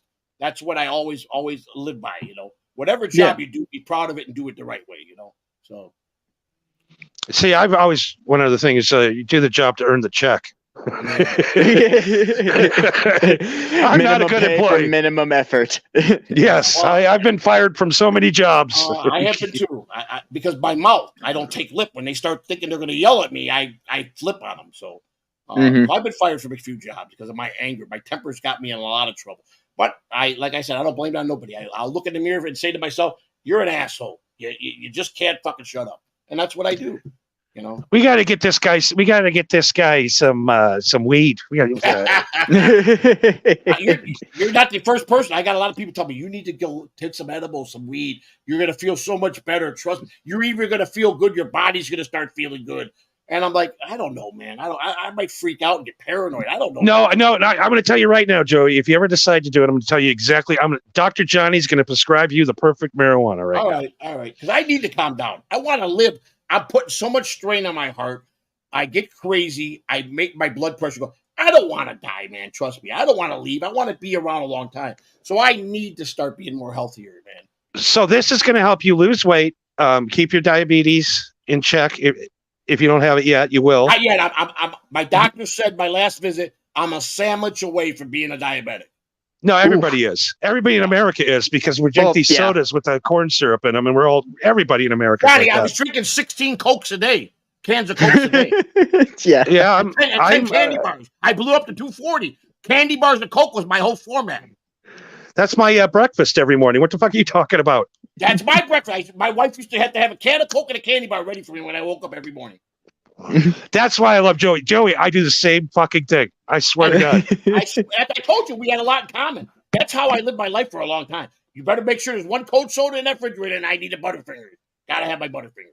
See, much like Joey's wife, the first time you met her, I'm falling in love with Joey now. Yeah, I mean, I'm a big Superman guy. I'm a big Batman guy. I love Spider. She would go out of her way to get me little toys that she would see in the store. Hey, I found this Batman card. You know, Adam. I got an Adam West 1960s replica mask. I've done shows with the mask. I went crazy on the stream in the beginning. I used to wear this Batman. I had the whole outfit. I went around Walmart. They kicked me out of Walmart because I was with a mask. They told me, you got to take your mask off. My wife filmed me and my son, and they go, "Sir, you can't be in here with that mask." I go, "Are you asking Batman to take his mask off?" I go, "Batman will never." They go, "Sir, you got to leave the store." And they're calling the police on me. So I go out the park line. I start greeting their customers. It was around Christmas time, you know. So I'll say, okay, so Dr. Johnny's writing the prescription right now. We're going to go with an indica. We're going with an indica strain, okay? Indica. all right. If I got to write Sounds this good. down, you're going to send this to me. I could send it to you. All right, good. I don't like to write See- stuff down. So you need an indica that's Okay. going to mellow you out. And what you need is a low THC level. You want your THC level to be less than 7%. Okay. I don't want to be And- paranoid. I don't want to have cotton mouth. I don't want none of that shit. That's what we're taking care of. That's what we're taking care of right now. It's less than 7% THC level. And you want 100% of the CBD level. All right. So what the CBD is going to do, it's going to lower your blood pressure. Really? It's going to get your sugars in line. It's going to make your mind stop swimming because your mind goes 1,000 miles an hour Oh, it does. and it won't stop. It does, dude. It's going to make that mind stop. It's going to slow it down. You can think about one thing. How do you think I can do this show? Because I'm stoned out of my ass. And I can't even tell you're stoned. That's the worst part about it. That's because we're professionals. We are professional stoners. Well, Shuey's Hey. always stoned. He's always stoned. He's smoking on the. And I'm like, I don't even think these. I don't know how. And Bob's eating edibles, and I go, these guys just say they're stoned. I don't get it. Where are they stoned? I don't get it. So, Joey, what you want to do is you just want it just makes you normal. It doesn't make you don't turn into Chong when you smoke weed anymore. All right, It's all not right. that's not a thing. Yeah. But with Hey, with I'm your willing, with your I'm no willing with, to do anything to make myself healthier and be more calmer. Trust me. I'm but with willing. your paranoia and all the shit that you're talking about, though, you need to keep your THC less than 7%, or else you're gonna Right. freak the fuck out. All right, sounds good. So- man. If I gave you a joint right now, a sativa Uh-huh. with super like 90% THC, like Marco's smoking right now, Yep. Yeah. you would be in your flower garden crying right now, thinking about calling an ambulance. All right, cool. I trust you, man. So yeah, you might have convinced me. A lot of other people have been trying, so I'm willing to So- try it. You know, So you have medical marijuana where you live, and then when you get off the books, I would I'm off recommend. the books. I'm off the books. I've been off. Oh, you're off the books. since oh. day one when I got released. I didn't have no follow up after I got released. Sick. Yeah. So you got medical dispensaries in town. Just talk to them. See, tell them what I told you, and see if they think I'm right. Well, you got to send me all this stuff you're talking, so I don't write nothing down. You know what I'm saying? I will. So, Joey, the big thing when you're smoking marijuana, a guy like you, is keep your THC level way down. The THC level has to keep down. THC is what makes you freak out. It'll Alright, give you cool. anxiety. That gives you all your. That's why the edibles get you so bad. Stay away from all the edibles. All right, cool. All right, I trust Yeah. you. All right, cool. Yeah, But then- and also but- just so you don't get confused, there's sativa and there's indica. Sativa is the party weed that All right, I gotcha. that people dance to. Indica is what sinks you into the couch and you stare at the ceiling. Right. I don't want to do that. Because I tell you what, I had a bad trip on crack once. I used to never be paranoid, but I started partying with paranoid people. And one day I came out into the living room and there was a guy looking out the keyhole of the door and another guy behind him with his hand on his shoulder staring at the keyhole. And the third guy was there. So I thought, what the fuck they doing? I got behind on the fourth guy and I go, what are we And they're going, "Shh." They kept telling me, "Shoot." They're telling me to shut up. Shh. You hear that? You hear that? So after listening to this for about a month, I was a peeker out of the window. Then I start going into the closet. It was bad. It was bad. I mean, does anybody ever have good trips on crack? I swear to God, I'm like, what are these guys doing? And they're telling me, did you hear that? And I'm like, what the fuck's going on here? It was in the very beginning. And then I was with a guy once, he did a hit. And he opened the cabinet in the kitchen, held the pipe, wouldn't give it to me, and stared in the kitchen cabinet for 2 hours. And I couldn't get the pipe out of his hand. I'm like, what am I doing? Dude. with myself? The only experience do some home renovations. Oh my God! No, you do that on meth. Now meth, you'll design a whole fucking house. You'll be out in the backyard. You'll put up Christmas lights. You'll be on a ladder at 4 o'clock in the morning singing. Guarantee you that. You know, so yeah, you'll end up masturbating for 3.5 hours on a soft cock. yeah, you can. It's very true. Very easy to. But or you're just gonna be creative. You'll start ripping electronics apart, and you're like, what did I just do? Well, I could build it better. And then you build this fucking crazy machine, and then you go to bed and wake up. What the fuck did I build? A supercomputer or whatever. I built so much shit. I'm like, I swear to God, man. Wake up, you got 55,000 screws in one bucket, and you're like, what the fuck did I do last night? You know, you become very inventive and very creative when you just your mind is. You clean your house from top to bottom. You go outside and do the windows at 3 o'clock in the morning. I mean, it's insane. Just insane, man. But, yeah, all I remember is staying up for days and trying to have sex with every single woman on the internet. It usually if you're doing the right stuff, that's usually the first format. I mean, for a lot of people, you know. It's just the worst. I've never been so horny and so unproductive in my life. Well, you know where it was created. Well, we all know it came from Germany with Hitler, but Yep. The gay communities is where I first started getting it because you couldn't get it from nobody. It was so hard to get in Florida, and they had it locked down because that's how they lured their prey out of the clubs. Oh, absolutely. No, you get a straight guy high on meth. He's sucking your dick. Exactly. And this guy told me, well, how do you think we get straight guys to go home with us? We get them all out, and then next thing you know, it's right in their mouth, and they don't even realize it. And how do you think Cabby got his dick sucked all them times by Ralph? Exactly. Listen, I know he was on some serious. He did a lot of drugs, and I thought about it. You guys are sick. Stay away. Don't ever fucking pull that shit on me. I told the guy, but I'll fucking cut that motherfucker off. I swear to God. You know. So the guy goes, I don't like you. You don't come here no more and knock on my door. Because he asked me, he goes, one day my gay neighbor took me over to a guy and he said, he's got the best stuff. So the guy goes, well, which one of you is to suck on my dick? I said, well, it ain't me. I guess he's doing it. And I said, what did you bring me? He said, well, don't you want to suck his dick? I go, you know I'm not gay, man. And I walked out of there. Fuck you. Did you I want don't need it that bad. I don't need it that bad. But that's what the guy came. That was his MO. Oh, you brought me. This guy's gonna. I go, what you say? Get the fuck out! I gotta get out of here. I'm gonna crack this guy with a fucking baseball. How desperate do you think I am? Well, I mean, I just listen. I just never did those crazy things. Like, you know, I saw a lot of young girls become prostitutes on crack. I seen guys prostitute themselves on crack. It was a terrible drug that did a lot of bad things to people. But I could never go to those extremes. I just would never do it. When I knew the money was gone, I didn't sit there all night scratching my fucking head. It was over. I went to fucking bed. There's nothing I can do. If I'm broke, I'm broke. You know, there's no sense of torturing myself, you know. And you never resorted to ripping the copper out of your house? No, I never did that. I never robbed anybody. I always paid for I worked. I was a functioning addict for most of the time. But when I got high, I'd go missing for a couple days. You know what I'm saying?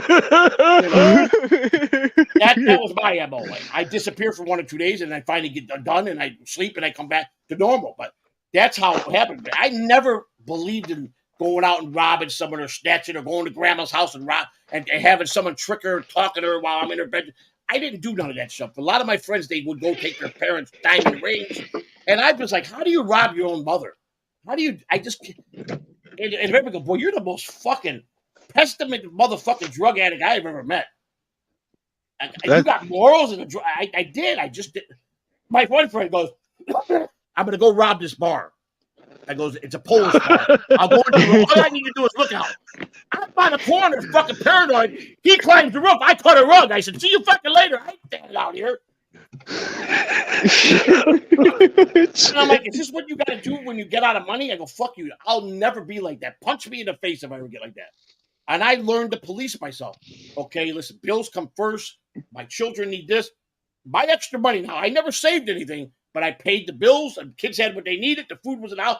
Anything extra that I should have saved, it went on my high. That's what it was. That's what I did. That's what I did wrong. That was my mistake in life. I never saved for my future, you know. So I just see Joey sitting at home with one of them spiral notebooks, writing it down. Rent $850.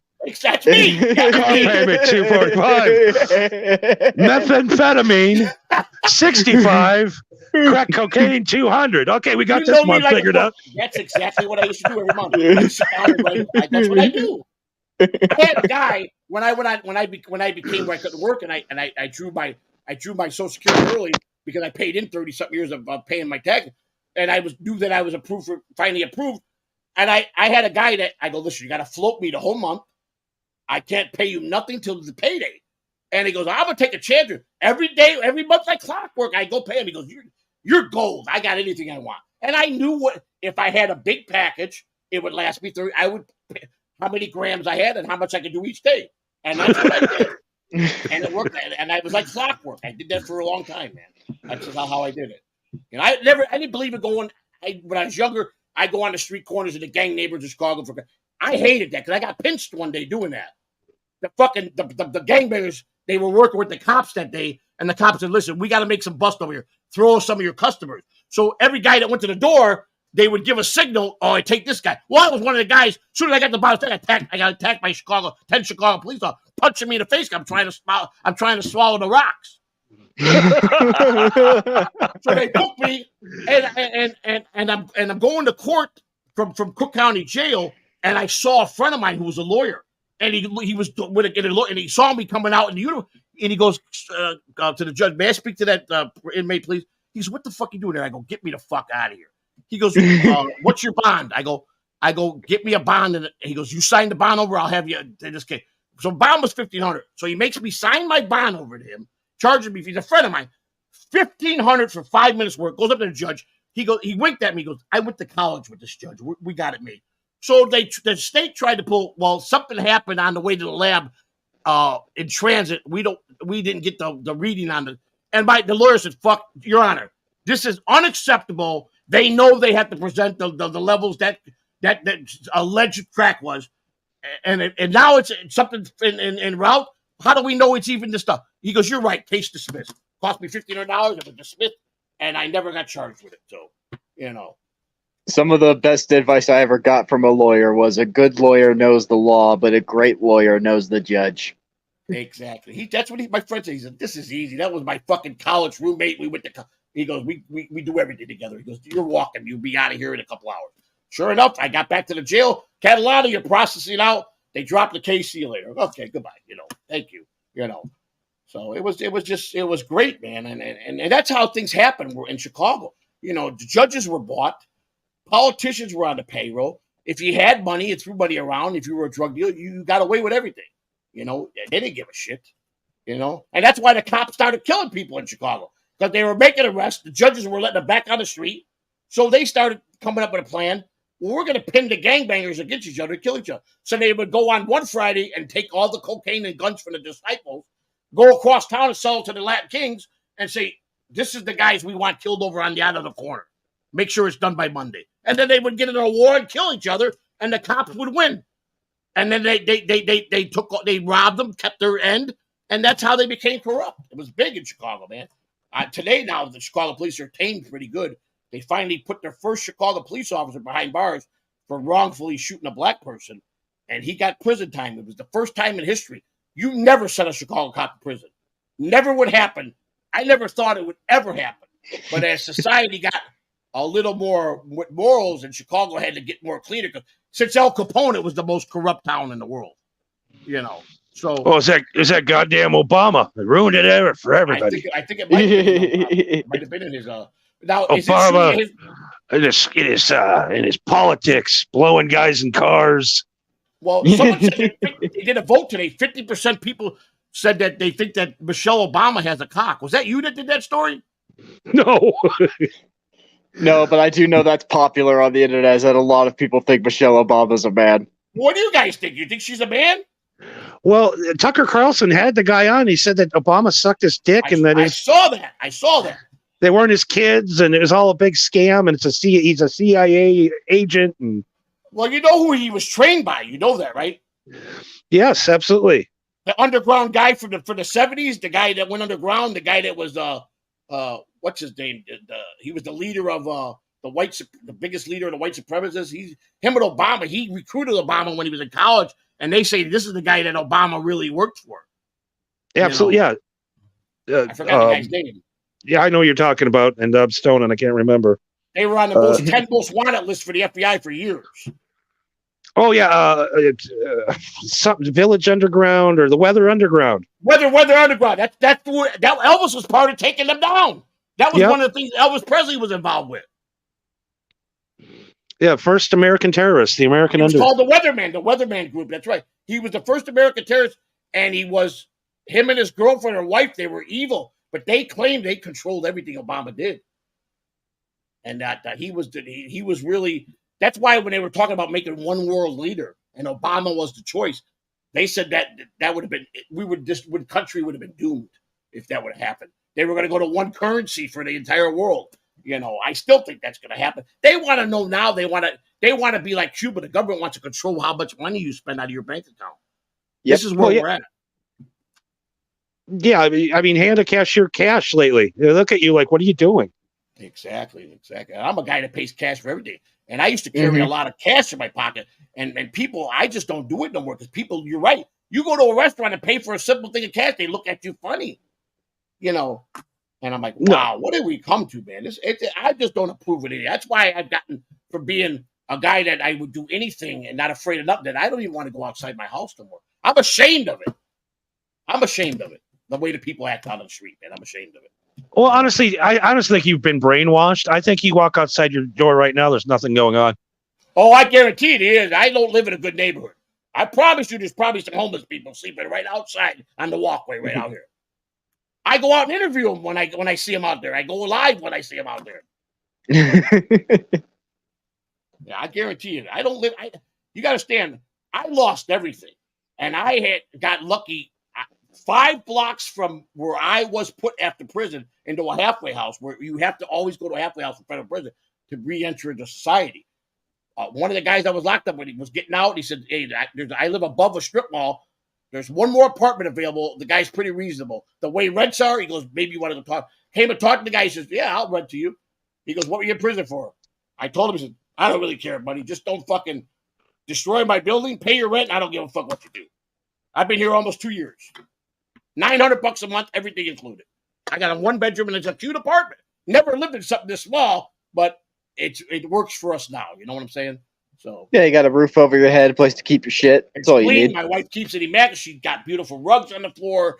We got beautiful TVs. We got a nice bed. We got a nice kitchen. We both cook.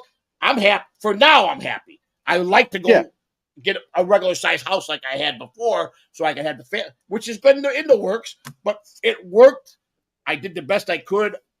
She was still not home yet, and I got it because I knew she was coming home, and I wanted to have something for us, and then I did the best I could at the time. Now we've been, getting back on our feet 2 years later. Now we're ready to maybe go back to the way we're trying to put things back to the way we used to have it, and we're getting closer. But and then that's how this whole Melton thing erupted with me, because I was telling my life story. I was an open book. He found out where I live. He showed pictures of my building on the outside, showed my apartment when I was streaming. Somehow he intensified my whole apartment from streaming off my phone and showed room by room everything. The guy went fucking really overboard with things he shouldn't have did. And now he's saying that 2 days ago he said I had an ankle monitor on for 5 years. I showed my ankles yesterday, and now this morning he came up with, "Oh, that's right. They took this ankle monitor and they chipped him. They put a chip inside his body." Come on. This is what he's saying now. This was his 3-hour rant today about me. I got a chip in my body. So you're telling me that this man, this comedian, this talented guy, does a podcast. Everybody loves this Melton guy. The only thing he has better to do is to harass a senior citizen in Florida and his lovely wife. Correct. My wife's a whore. She's a fucking Newport. She loves to screw black people. I met her. I was her John. She was my hooker. And I paid her a lot of money to marry me and took her out of the hooker business. My wife is disgusting. Now he's saying my wife got a nice haircut for him because she loves him and wants to fuck him. This is what he says every day. What woman want to fuck that guy? And I said, and I told him, I wrote today to him, I go, Melton, here's a FYI for you. You ain't had pussy since pussy had you. That's pretty good, right? Yeah. And I don't think he still got it. I go, do you get what I'm saying? The last time you had any pussy is when pussy had you. When your mama, you came out of your mama. That's what I told him. So now he's mad because I'm getting seasoned and I'm cracking jokes. And he goes, oh, he's feeling good. He's brave now. He thinks he's a comedian. He thinks he can hang with me. I said, Melton, no problem. And now I'm going to tell you what the problem is, Joey. I'm going to tell you what it is right now. He was watching the internet the other day, and he saw you on with Shuli. He saw you on Right. Point Dabble Point, right, and he sees you here. He sees you there, and he's like, "Why does everybody like him? right. I'm Well, you know what he I'm said the today? funny You're one. right. You're I'm the 100%. funny one, not him. I should be on these shows, not him. I'm the funny one." You know what he said today? Shuli only puts me on his show to get back at him. That's his claim to me. As if he's that important that Shuli has time to spite him. Shuli's doing it to piss him off. That's why, because Shuli knows how much Melton and I hate each other. So Shuli is doing it because they're arguing. Shuli called me tonight and said, be ready in the morning. I need you on the BS show. I said, okay. And he goes, I need you tomorrow, buddy. You available? Make sure you're up, he said. I said, okay, no problem, buddy. He goes, I go, what are we doing? He goes, Zen wrote a song about you, and we're going to sing it together. Oh, I can't wait to hear it. I can't wait to hear it. He was supposed to send it to me an email. He goes, what's your email? And I never received it. So now you're going to get it the last minute, and I'm not going to even know. I have to read it off the fucking phone, I guess, or the computer. Because he never sent it to me. I mean, who else wouldn't want a guest who could do 3 fucking hours and make it seem like 5 minutes? Exactly. Right? And I'll be honest with you, Shuli takes care of me. Business-wise, he's a gentleman. I don't ask him for nothing. And my wife will go, hey, Shuli just deposited something in my PayPal for you. And I'll call him, Shuli, you don't have to send me that much. Don't worry about it, kid. You deserve it. And I'm like, okay, thank you, you know. I don't ask you. He goes, the reason I do it because you've never asked me for a dime. I got people that come on here and say, you going to pay me to come on? And I'm like, yeah, I can't do that, man. I do this. I love doing this, man. And he goes, that's why. I've never heard you ask. Brennan was paying everybody. I've been on Brennan at least a dozen times. And he said, I'll never pay Joey C. He went live and said that. I said, you're a fucking prick, man. I never asked you for money. But now I want fucking money for the next appearance. So he goes, Hey, Marco, why aren't you paying me? So, the fuck's going on here? He stiffed me. He didn't pay me. He lied and said he'll bring me. The last time he brought me on the final time and he never paid me. He told me to go fuck myself. So you're telling me people get paid to do... Marco, are you getting paid to do this? I thought you were. Oh. I went on Casey Armstrong. He sent me something. Carl sent me something. Carl goes, I did really well on your interview in Super Chat. I want to send you something. I'll call. I don't want nothing. You did me a song. He goes, listen, take the money. I'm sending it to you. And all these guys that have done these shows, they wind up sending me, 100 here, 200 here, and I'm like, wow, you actually get paid for this? And then Stuttering John, I'm on his show, and people say, here's $50 for Joey C. John says, fuck Joey C. He ain't getting a dime of it. And I go, you know what, Joey? You single-handedly changed my mind about Shuli tonight. You really did. He really is a good guy, man. I mean, I know a lot of people. He comes off. A lot of people think that he's not talented, and yet he didn't have no credits. And I used to troll Shuli, and I've had my moments with him. But Shuli at times will go on and say, I know you guys think Joey C is being cruel and we're fighting bad, but I've known Joey C a long time. We talk a lot. He's not a bad guy. He's really a talented guy, and trust me when I tell you, he's going to be a big star. And he goes, Joey, I never talked bad about your wife. No, you haven't. Never. He's got morals and standards, and the truth is, he's only doing this to John for that one reason. Otherwise, he wouldn't do it. And a lot of people say he was just a babysitter for Howard Stern. He was the whack pack. Really understands what his role was, man. But you usually don't hear of a guy being so generous. A guy that has a little piece of wood outside his front door. He's very nice to me, and I know Jake Hudson. He's paid Jake Hudson a few times too. I don't know if you guys know who Jake Hudson is. No, yeah, I have no idea. I vaguely remember Jake Hudson. What's his deal? Is he still doing stuff? Yeah, Jake is pretty big in the Dabbleverse. He's trying to get out of the Dabbleverse right now, and he wants to go back to He used to be Bubba in the Bubba Army. You know, Bubba for the radio. No.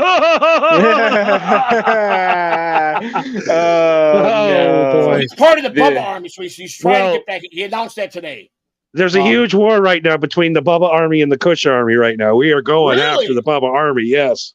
Well, you know, I'm real Yep. good friends with Alex Stein, and I met with Alex a couple weeks ago when he was here in Florida, and him and Bubba are best friends. Oh, I don't have no problem with Bubba. I have no problem with Bubba. I just don't like the Army.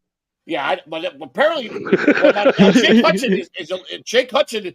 He's autistic, you know, but he also has a bad temper, and he lives in Mississippi. He's a country boy, and it was funny. I was listening to a stream a couple weeks ago, and he was telling a story how 3 rats jumped into his refrigerator fan and committed suicide. And I go to my wife, "Did you hear what Jake just said?" She goes, "Yeah." He said 3 rats went into the fan, and it because his refrigerator went out, it destroyed his refrigerator. And he said the poor rats went into the fan and they committed suicide. And I'm like, and I'm like, okay. So I went along, I'm not going to discourage him, but that's what his belief was, that rats did it to commit suicide. You know, so yeah, God bless. Unbelievable. The perfect recruit for the Bubba Army. I heard he's sergeant at arms. Well, he had Stutter and John on. At first, John's never did anybody's podcast for free. And I wouldn't even ask him because I knew it was going to be no. So when Jake Hudson, he found out Jake was autistic, he called Jake, "I'll do your show." He did his show and super chatted Jake $50, and Jake was like his best friend. Then all of a sudden, Jake got mad at Stutter John and sent him a fucking "fuck you" note. And John said, "What the fuck? I did your show for free." I said, and Jake said, "Fuck you." He said him because I got in a fight with John, and Jake was sticking up for me.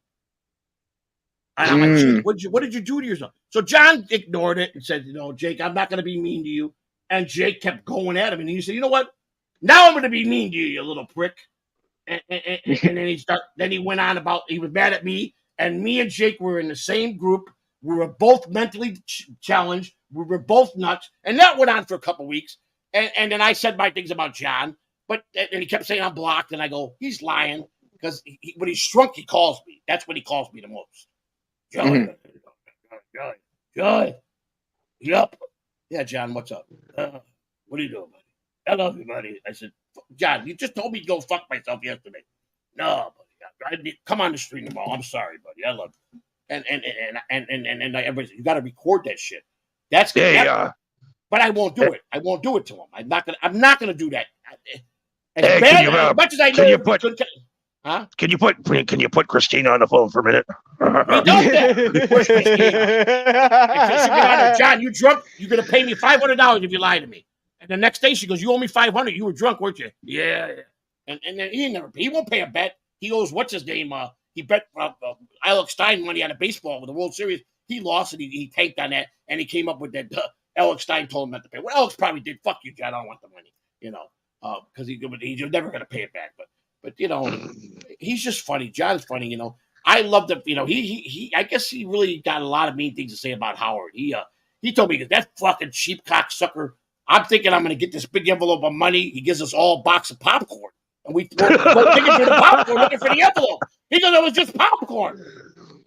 He was very. That's why he wound up leaving because his best friend just died because the guy with $650 million in the bank wouldn't help him out with health insurance. That's right. He did lose his friend. Yeah, he just lost a friend too. Yeah. Well, you're talking about Howard. I'm talking about Ralph. Yeah, that's right. Yeah. But Howard was kind of making about. I didn't like what Howard said last week. He said, I argued with Ralph for days and months about getting good health insurance, and I'm like, listen, Howard. This is in my brain. I'm talking to myself. I go, Howard, you got $1 billion fucking dollars. If he was as good of a friend as you're saying right now on air, you would have just went and did it, and then worry about collecting the money later. Yeah. You're telling me that your friend, your supposed best friend, he's like, "Hey, it turns out I might have cancer." It never occurred to you, like, "Oh, you know what? Take this fucking plane to the best doctor that I know of." Exactly. I got $1 billion. I found the guy that's going to cure you. You're my best friend. You're the guy that I love. You're the guy that I've been as a friend intimate, and I don't mean intimate like sex, but intimate. You know all my deep dark secrets. Here you go, buddy. I'm going to get you cured. And he's bitching that why Ralph left because he didn't go to the doctor and he didn't have health insurance. And I'm scratching my fucking head, Howard. I'm your biggest fan, and now you're pissing me off, Howard. And then Yeah. I'm talking about it tonight with Cabby, and the chat room saying it ain't nobody's responsibility to take care of another UBA. I go, did I say that it was mandatory? I'm just saying, if that was me and I claimed that he was such a friend, I wouldn't have hesitated to go get him the best doctor. Yeah. It's not about claiming responsibility. It's about being a decent fucking human being to your friend. And Wendy, you know who Wendy the retard is? She don't go by that no more. She's got a Right. podcast now called The Hack Right. And she said she's hurting for money. She blew her monetization, I guess. I didn't know this. Yesterday there was a big blow up on her show, and I got watching her, and I got in her chat room. I goes, Wendy, what's going on? Someone bothering you? And Hackwright goes, Joey, I'm begging you, just stay out of it. Don't get involved, please. And Hackwright's like, I know you don't want to be my friend no more, Wendy. I tried my best. He bought her a laptop. He gave her everything to get streaming again. And she goes, Hackwright, I'm not mad at you. And there was a bigger fight erupted on our show yesterday. Well, apparently some fucking idiot by the name of fucking Morbid X, or he's got a podcast, came in her chat room and disrupted her whole show and turned everybody in the chat room to arguing. And Wendy got really upset, and it cost her something with monetization. Hackwright explained it to me that Wendy, who's been with Howard Stern for 20 years, has her old following from the Stern days, don't like none of the new people that are following her. And they're kind of cock-blocking them at war with the new people in the stream because they don't trust them and they don't feel that they're going to protect Wendy. They're very protective of her. She has all these people on her stream. You go on, she's got 8 people on. And so I guess there's a big war erupted and it cost her to get monetized. And she was really upset about it. So she needs money, and then Hackwright got in the chair. Wendy, I told you not to beg for money. She goes, I'm not begging, Hackwright. You don't know what it is to be broke. Me and my mother need money. I got to get a hold of Howard. And then I go, she goes, but I think it's too late. So I looked it up and go, Wendy, tomorrow's his last day before he goes on Christmas break. She goes, I'm going to call. So she might be she said, but Howard don't like that. He hangs up on people when you ask him for money. I said, you're a whack packer for 20 years, done everything this man had, and he hangs up on these fuckers. The only one I think he's ever true blue to is Beetlejuice. That's the only guy. She said he hangs up on me if I ask him for money. He'll tell me, don't bother me, and hangs up. He's really nasty to them. And Yeah, but Beetlejuice doesn't need Howard's money. Beetlejuice is living like a fucking king right now. Well, he's back in Georgia taking care of his mother, but the guy that manages him is the boxer, the ex-pro boxer. His brother discovered Beetlejuice when he was a midget, when he was a dwarf thrower. He should take the act to bars, and people could pay $20 to throw him across the bar. That's what he started out doing. They were throwing dwarfs, him and that other dwarf. And then he went on Howard. The guy made the biggest mistake of his life, bringing him on Howard Stern to get a name for himself, and Howard stole him right away. From day one, Howard said, there's my gold, there's my ticket. Yeah. As soon as he saw Beetlejuice with those headphones on his head, it's just like, nah, I'm taking him. He's mine. He's mine. And he did. But then Beetlejuice was not as dumb as people said, because he stopped cold on his own going to Howard. He just, on his own, he told Howard, I'm done. I guess maybe Howard might have been, because Shuley was on the road. Every time they were on the road with Beetlejuice, Shuley was the guy with him and Bob Levy. Now, Bob tells me some great stories how Beetlejuice loved cocaine, and he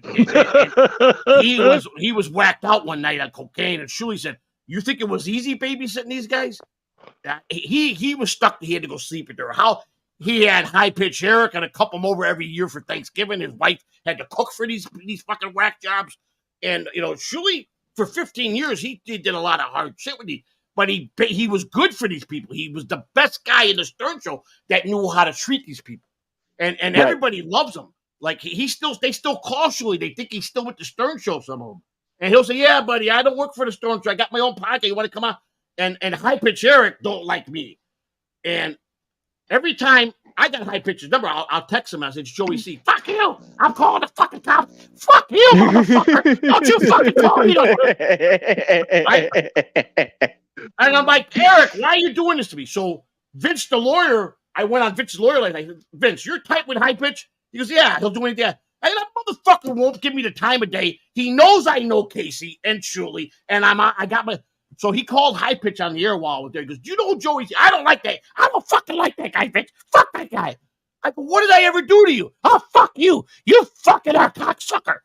And I go, Vince, he called the police. Eric, Joey sees my friend and a friend in a dab over. Be a friend. So I go, Eric, if you ever get homeless, you can come live on my couch. You see that, Eric? He's offering you a couch. So I think we're cool. So he winds up on my friend's show. This guy Dick, they call him Kleenex. He's got a show where he's an old guy that rants and rages and gets crazy on everybody. He don't got a big following, and he became friends with High Pitch. High Pitch was on the stream. Well, Dick just throws his link in the stream in his chat room. Anybody could go on. So he sees me in chat. I go, I'm coming on. He goes, come on. So as soon as I get there and we're talking, I go, what's up, High Pitch? He goes, hey, how you doing? And he goes, you know, this is Joey C. He beelined off the fucking show. I go, all right, call him up. So I call him, I go, Eric, if I thought we were cool. Oh, fuck you. You coming on now fighting when I'm on the show? I go, I'll leave the show if it's that important to you. And the guy, so he called Shuli. You better tell that fucking guy to stop calling me. So Shuli called me up late at night. Are you fucking pranking High Pitch? I go, no. He goes, all right, I'll take care of it. And he told Eric he's a friend of mine. I don't fucking care. I don't like him. I just can't get, I've been chasing him for 5 years. I give up. I tried to be his friend for 5 years. The guy can't stand me for whatever reason. I don't know. Fucking Ronnie told him to stay away. Maybe he might have got wind of it. I don't know. Because Ronnie, I asked Gary Del Body on the the wrap up show that he does with John Hines and Rashad. He went on there about 7 times. And I had to change my name every time and disguise my voice because if they knew it was me, I wouldn't get on. And I would go on. And John Hines, I love. And Gary Del Body is always on there. So I go, hey Gary, let me ask you a hypothetical question. Does Ronnie Munn have the power to tell those phone guys to fuck with somebody? No, we don't do that stuff here. I go, okay. You're fucking full of shit, Bob Delabody. Because you want to know, then I go, it's me, Joey C. Oh, no, you're wrong. We don't do that here. I don't even know who you are. I go, you're fucking full of shit. Because I know for a fact what the police told me. You all were, every time I call, you said, don't worry, he'll never get paid to Howard. And I told the phone guy, I start threatening the phone guy every day. I go, you fucking piece of shit. You put me in the queue for 4 hours. You know I got a good story for Howard. And he laughed at me. And then he stopped. Then I had to change my phone, call from different phone numbers because they monitor my phone. And as soon as they would pick up and say, fuck you, and hang up on me. No. So I started trolling them. And I could never, they protect Howard. So I befriended Sel. Sel is Italian, so I went that route. And I started writing. And Sel, nicest guy in the world, always talked to me. When I asked him to help me out a little bit, he says, Joe, I like you, but we all been where you're at. All I can tell you is keep calling in and keep sending the best bitch you can. No one here is going to help you. That's not what Howard's about. I go, none of you guys help. He goes, nobody helped me when I tried to get on. It took me years. Surely the same way. Tried to call in for years, and finally Howard liked him. But then you turn around and Howard hired nothing but Jewish guys. JD's Jewish. Most of them are Jewish in the office. Julie was Jewish. So I thought, okay, he's just taking care of his own people. I'm okay with that. But Julie even said it was a tight-knit ship over. Now, John tells a different story. Julie was nothing. He had to get permission to go on the studio through Gary Del Body. I could walk in I bypassed Del Body. I was Howard. I was sleeping at Howard's house. I just went on when I wanted to go on, which was pretty much true. Casey had the same carte blanche. Casey said, I didn't have to get permission until they went to Sirius, and the Sirius XM people put one of their people in management to monitor Howard and to be Howard's go-to guy. And they stopped Casey and all of them from just walking in the studio. They said, you got to go through us now. And it changed, and Howard didn't help none of his people out. He said, you guys got to follow the rules. And that's why a lot of those guys left and got in arguments and did things, Bob Levy threatened to kill him. You can't even find an episode with Bob Levy. They forbid anybody to watch. I called last week and said, I got to talk to Howard. What do you want to ask him? I got to ask him a stutter and jagger. He said, fuck you. You don't ask stutter and jagger. He hung up on me. So John said, are you fucking crazy? You ain't going to get out. And Shuli said, I mentioned Shuli that. He goes, I left on good terms, and they're still not going to let you if you mention my name. Howard, when you leave Howard Stern, even if you left on good terms, you become his enemy. Hell yeah.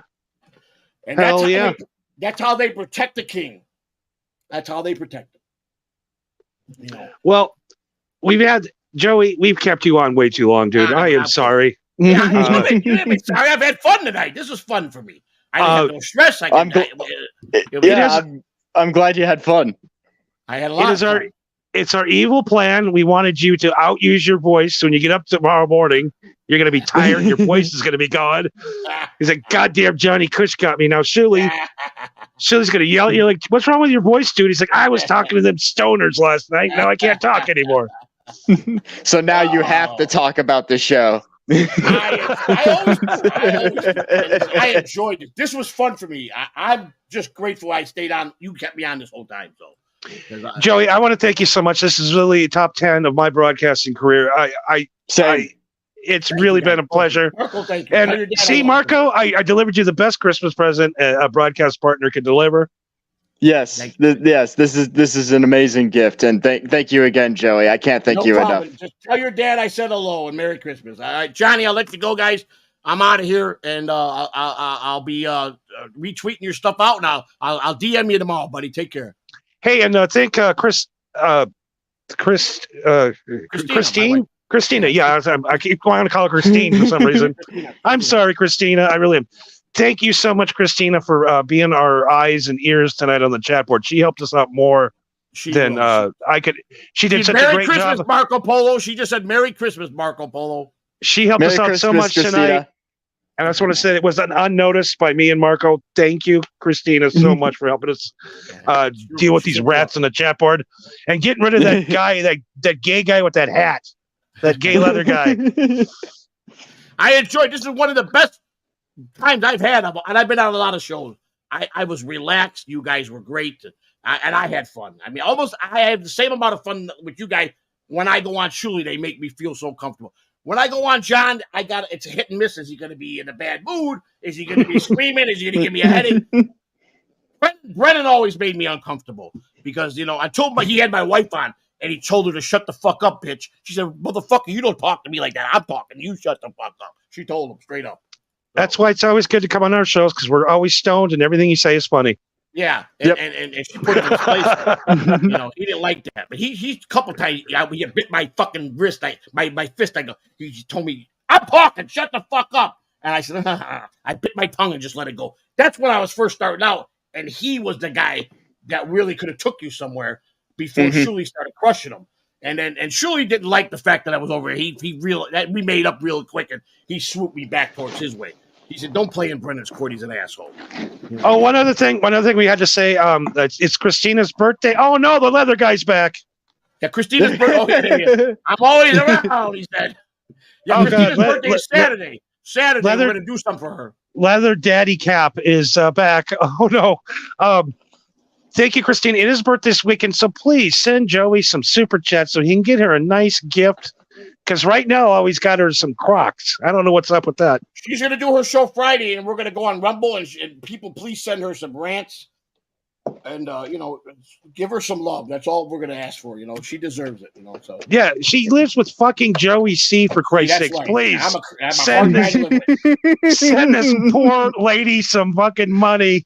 You're the best, guys. Thank you. Good night, man. Thanks, Joey. And thanks, Christina. Take care. Good night. Bye. All right, buddy. Bye. Well, Marco, what the fuck was that? 3 hours of broadcasting tonight. Yeah, Jesus, it's 1 a.m. Holy shit. I know. It's like, it felt like we were on with that guy for about 8 minutes tonight. It's been 3. That guy is such a talented storyteller. I know. I caught myself sitting there. I'm just like, man, I didn't say shit for like 10 minutes. I'm just sitting here listening to this dude. I could sit and listen to that guy for. We could have did 3 more hours with him tonight, and I wouldn't have got bored. Oh, honestly, yeah. What a fucking night of podcasting! This is our 3rd show. Yeah, 3rd show, 3 hours. That's how good our show is. We're so confident that our 3rd episode is 3 hours now. And sorry, Spotify listeners, this will not make the Spotify channel. We will clip some parts up and throw it up, but no, it's been a great night. I don't know. You have anything else to add to the program tonight? Just if you haven't followed the show on YouTube or Twitter or any of that shit, right on the screen there at MarcoV193 on Twitter and my YouTube profile and my Spotify. My DMs are open, so if you want to tell me how much I suck, I'd love to hear about it. But thank you, Johnny, for giving me the chance to talk to Joey C. That it really was incredible. No, it was a great night, and Man, I can't wait to listen to it back. Oh my God, Joey, that guy is something else. I love that guy. Oh, Him and he's his like he's like a Him- hamster on coffee. him and his beautiful wife Christine. I told him I think maybe one of these weekends we can get together and do a Happy Days read through, Mr. and Mrs. C. I think you're. I don't know. I think you might be the Fonzie. Well, I mean, I would be the youngest one. I could probably pull off the Fonz. See, I'm such a dork. I would be Ralph Melf if I went into the casting office, and we can. I don't even know. All right, this has been a night. What else? We got anything else? We're gonna be on next Tuesday at 1 a.m. Yeah, we're just leading in, and we're gonna go past midnight. The streams are gonna be 3 hours now. Fuck it. We're actually just going to cut this. We're just going to cut this show into 4 pieces and never broadcast for the rest of the year. Yeah, you know what? We deserve a break after 3 episodes. This shit's tiring. All right, everybody. Thank you for listening so much. This has been a great night, a historic night, one night that we will look back on. I mean, remember what happened 2 weeks ago? Oh God. I mean, I think it's best that we don't talk about that. No, we'll never talk about it again. All right, everybody. I say goodnight. Marco says goodnight, and get stoned, right? Yep. Smoke him if you got him. And happy.